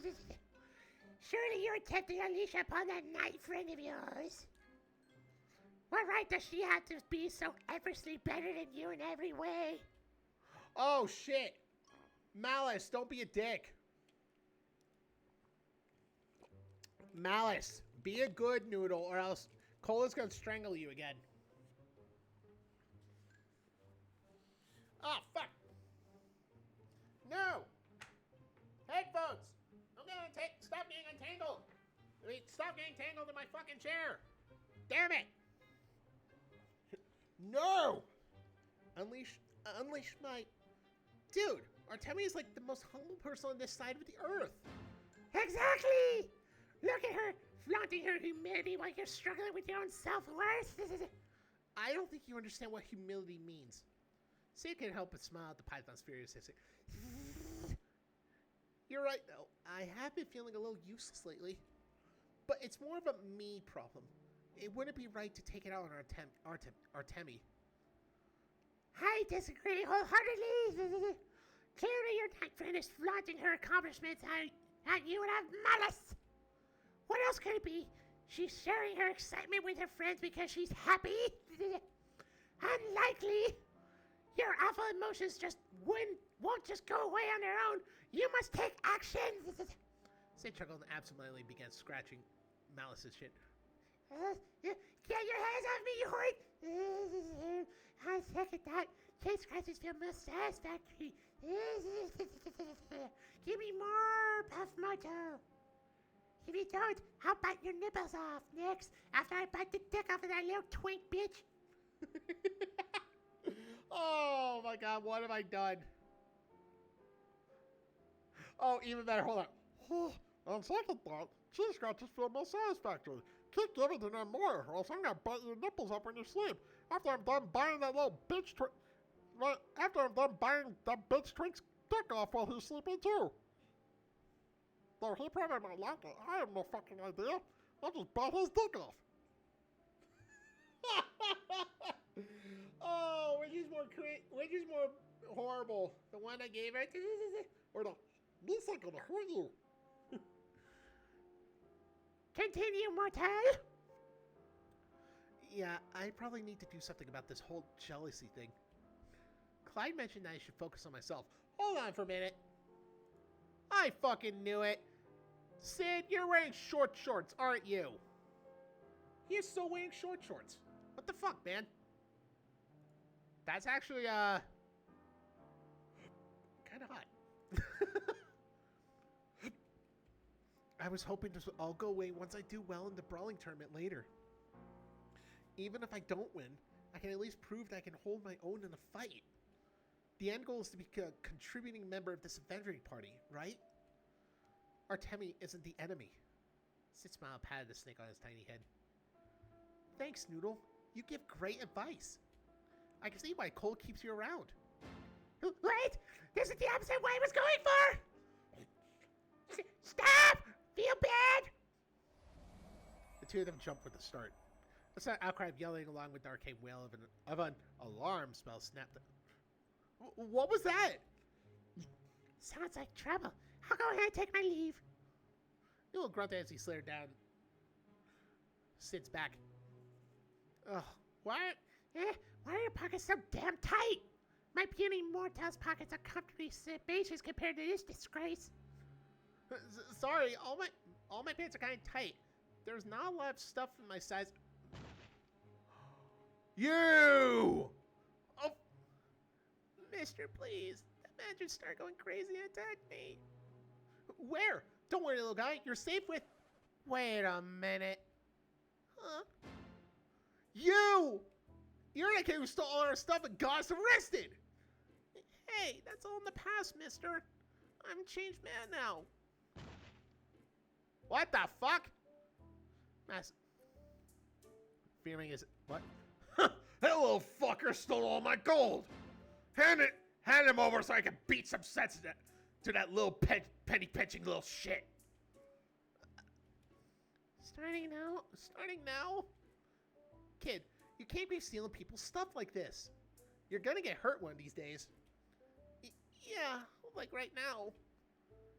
You're not gonna let that big scary shark beat me up, are you? I promise to be good from now on. Yeah, I'm gonna stop this furiously. First off, I'm a fucking orca. Don't compare me to those dead-eyed kill-breathing chubs. More importantly, Foul-mouthed man jabbed an accusatory finger at the urchin cowering behind his end. Don't believe a word from this lying little lubber. He came at me with the same sweet and innocent act. Oh, Mom. Oh, me mom is sick and I need a few copper to buy medicine. And then he swiped my wallet the moment I looked away.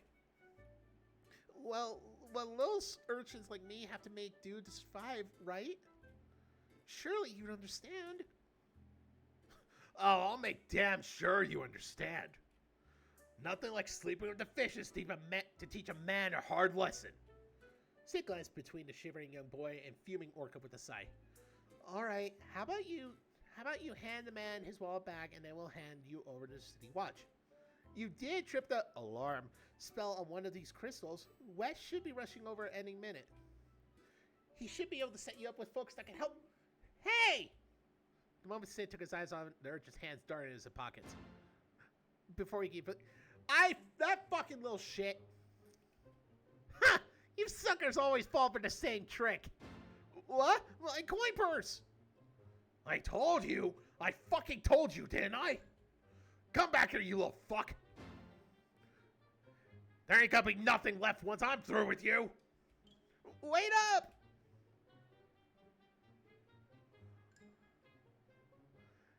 Emil dove past the ankles of the crowded streets with a satisfied giggle. The festival scene was the perfect pickpocketing session. Oh, shit. With so many people around, his pursuers were slowed down and tangled in the crowded streets. Easy money, easy getaway. Now then, what have we got here? A nice fat coin purse. This should satisfy those vultures for now. And what else? Huh? What's this supposed to be? Black rope? Unhand me, filthy tiny mortal! Who gave you the right to even think of laying your hands on an eldritch being such as I? Nearly yelped and reflexively hurled the... Oh! Snake? Who the hell keeps a snake in their pocket? Is this a new fad that rich blokes are doing to scare off pickpocketers? I gotta be careful next time. Got a selling part as the towering orca from earlier barreled towards him. I've got you now, you flinching little thief! Now hand over my wallet! I ain't above throwing hands with a kid! Emil snared with the foolish fearlessness only a young teenager could possess. Try hard, old man. Darker Snarl reached for his twin short swords, but not before Emil leaped forward and tossed a heavy little sand in his eyes. These stickers oh my god, this little shit. You big folk fall for the same tricks. I'll see you around. Come back when you got more money to hand over to me. By the time the orca blinked the sand from his eyes, Emil was long gone. He growled and stomped his feet furiously. That little shit! Hey, where did the kid go? He got away. I could have sunk my teeth into that fucker if you hadn't let him go. Shitty, soft-hearted little guppy. Now we're both stuck with empty pockets. My crew's gonna be bright pissed if I come home without fulfilling our shopping list. Oh my god. Sid shrunk back. Sorry, I didn't think it was right to beat up a little kid. I mean, you even drew your sword at him. Orca smirked and brandished one of his short swords. Odd. Blades were awfully petite in the hands of his massive man, even for short swords. If Sid had to guess, they were originally crafted for something much smaller. Wonder who? Probably a twink. These babies are covered with that protective wax that the festival committee are handing out to the brawling tournament fighters. The worst they do are a few bruises. And trust me, that little shit deserves worse. Orca peered Sid up and down in a praising manner. He took a particular interest in the landiness at his hip, shrunk into its smaller axe form. The name's Reinier, and I've got a pretty preposition for you. And you can't say no, because you just lost me all my gold. Sid gulped as the man flashed a toothy grin. You seem like a strapping young lad. You joining the brawl today as well? Yeah. Excellent. Listen, here's what we're gonna do. That brawling tournament's got a hefty cash prize, yeah? Well, the two of us are gonna team up, wipe the floor with every landlubber that stands in our way, and earn our money back. Problem solved. Is that even allowed? Orca sighed. Just because the tournament's all free for all doesn't mean nobody's going to team up. It's just a sound strategy, yeah? I'm doing you a favor here, little fish. Every year, the more experienced folks coordinate together and kick the absolute shit out of the newcomers. You would be eaten alive if you entered that tournament alone. Reiner grinned and thumped his chest proudly. Lucky for you, the famed captain of the esteemed Irontail will have your back. Irontail? As in the pirate ship? Wait, are you a pirate? Orca scratched his nose. Officially, we're just another high security vessel in the high seas. Some over-imaginative bars may have sang songs about our more unofficial deeds, though. It's all unconfirmed, I tell ya. My ships run a legit business. Sid took a step back nervously. I don't know. My mom's gonna be really disappointed if she finds out I'm working with pirates. Monkey Luffy? Where is he? Where's the Straw Hat Pirates? Where? Aw, they're not here. Fuck. It's a pretty bad look.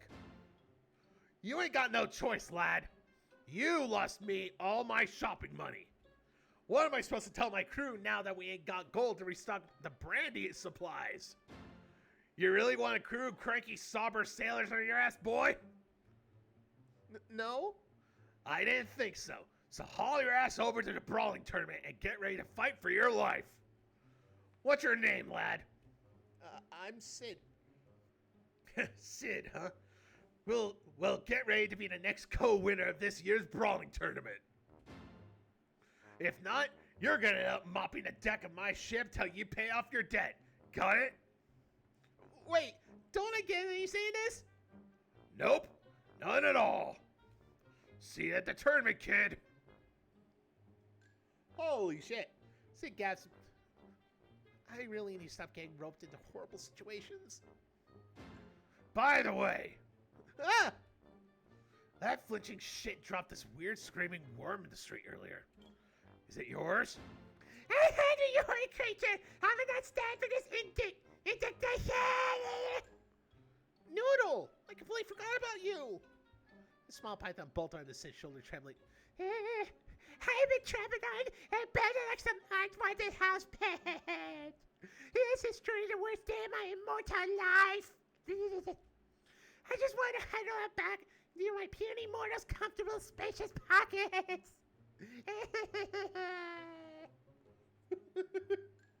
Sid smiled apologetically as he scratched Noodle's chin. Oh, fuck, that feels so good. Aw, don't worry, little guy. We'll get you back to coal in a bit. He turned towards Reiner apprehensively. Thanks for returning the little guy. I guess I'll see you at the tournament then? Sorry if I end up weighing you down. Reiner smirked. Worry not. I'm starting to have the strength to make up for all your shortcomings. After we win, I'll be sure to buy you a drink. Despite this whole mess, it's always nice to meet a cute lad like yourself, eh? Huh? Sid's face flushed with heat as the orca winked at him. See you later. Gnarly processes. Oh my god. Sir Sid, there you are. I've been looking all over for you. Artemi wadded through the packed street in front of him. Sir Sid, are you all right? You look very red. Sid's mind was scrambling as he struggled. First Cole, then Clyde, and now this pirate guy? Why are all these men flirting with me? Oh god, my voice is cracked. Miles poked his head out from Sid's pocket. I gotta just say that again. First Cole, then Clyde, and now this pirate guy? Why are all these men flirting with me? Miles poked his head from Sid's pocket. Have you considered the possibility that you are an attractive young mortal? He's not wrong. He's not wrong. Sid's face flushed a bright shade of pink. That can't be it, right, Artemi? I frowned awkwardly. I'm afraid I am not much help here. Perhaps it is due to my isolated upbringing, but I do not fully comprehend what qualities make an attractive man. But I do know I could give this to people. I swear, if there's a visual of her doing that, that is going to be fucking perfect. I swear to God, it fucking better happen. Right, of course you don't. Artemi suddenly beamed gleefully. Wait a moment. I read a book about this exact situation recently. I believe you are forming what is known as a harem. Sidney choked up. What? What kind of books are you reading? Yes. This is exactly as the novels described. Artemi nodded sagely. You must remain vigilant, Sir Sid. For your group of enthralled suitors will soon develop what is called a love triangle. You will have to contend with bouts of jealousy and internal strife among your love interests. Most of these issues are easily resolved through clear communication and an ounce of maturity, but you will frustratingly fail at both. The heat flooding. Oh my god. I don't think I'm the protagonist of some trashy romance novel, Artemi. Artemi sputtered and clutched her chest carefully. Trash? It is literature, Sir Sid. The narrative is utterly captivating, and plenty of people enjoy this genre for the plot. Oh. Oh my god. Why? Oh, you precious little shit.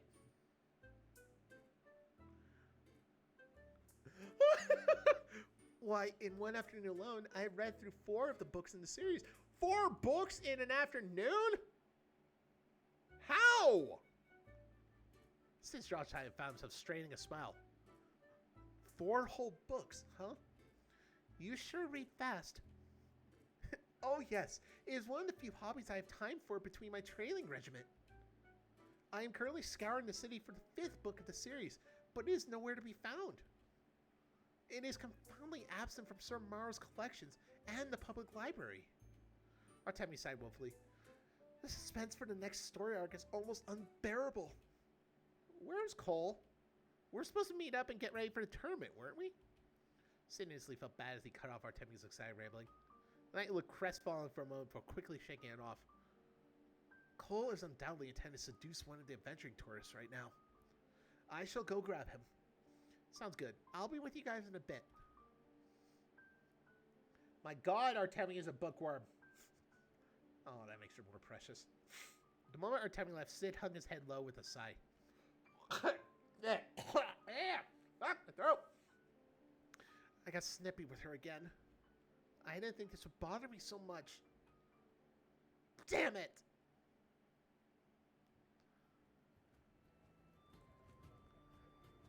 Town Square, sporting arena.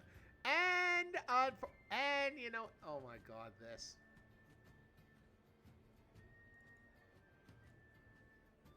Right, you know what we're gonna do? This is a good place to stop this stream for right now. I gotta say, holy shit. I was not expecting Chapter 2 to end so quickly, but we are, oh man, I think we're in the thick of it now.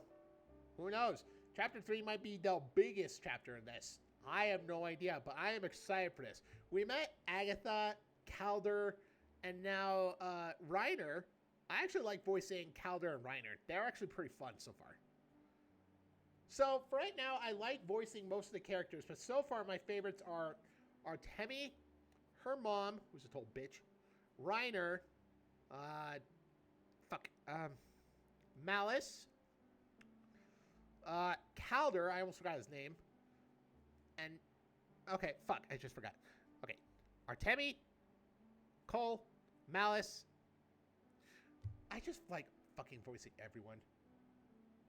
But yeah, anyway, so far for my favorite voices are Artemi, Malice, Reiner, even though he's briefly shown, I just love him, Agatha, Calder, and then the bitch of a mom, Artemi's mom. So yeah, I like voicing them. Yes, Calder seems like a total dick and just punch in the face, really. But still, I like the voice I gave him. It's actually pretty fun. Same for Reiner. Holy shit. That kind of almost destroyed my voice there a little bit. But, yeah. I wonder, how many chapters are there so far? Huh. So there's only 4 chapters. I see. Maybe Shiro still is working on, hopefully, the... Oh my god. Just like Artemi is waiting for the 5th book, I'm waiting for the 5th chapter. Oh my god. It's similar. Anyway, hope you all enjoyed this stream. I thoroughly did. It's great to be back in this world after fucking, what was it, April? So about, I think maybe 2 months or more. I don't remember when I streamed it last.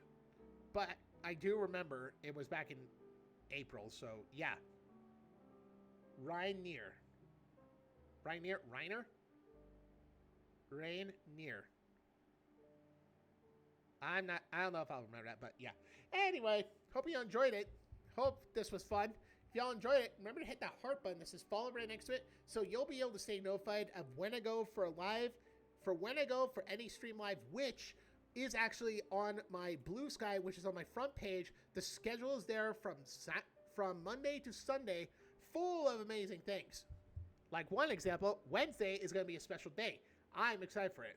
So, I hope you all enjoyed this, and until next time, have a good night, and a good day.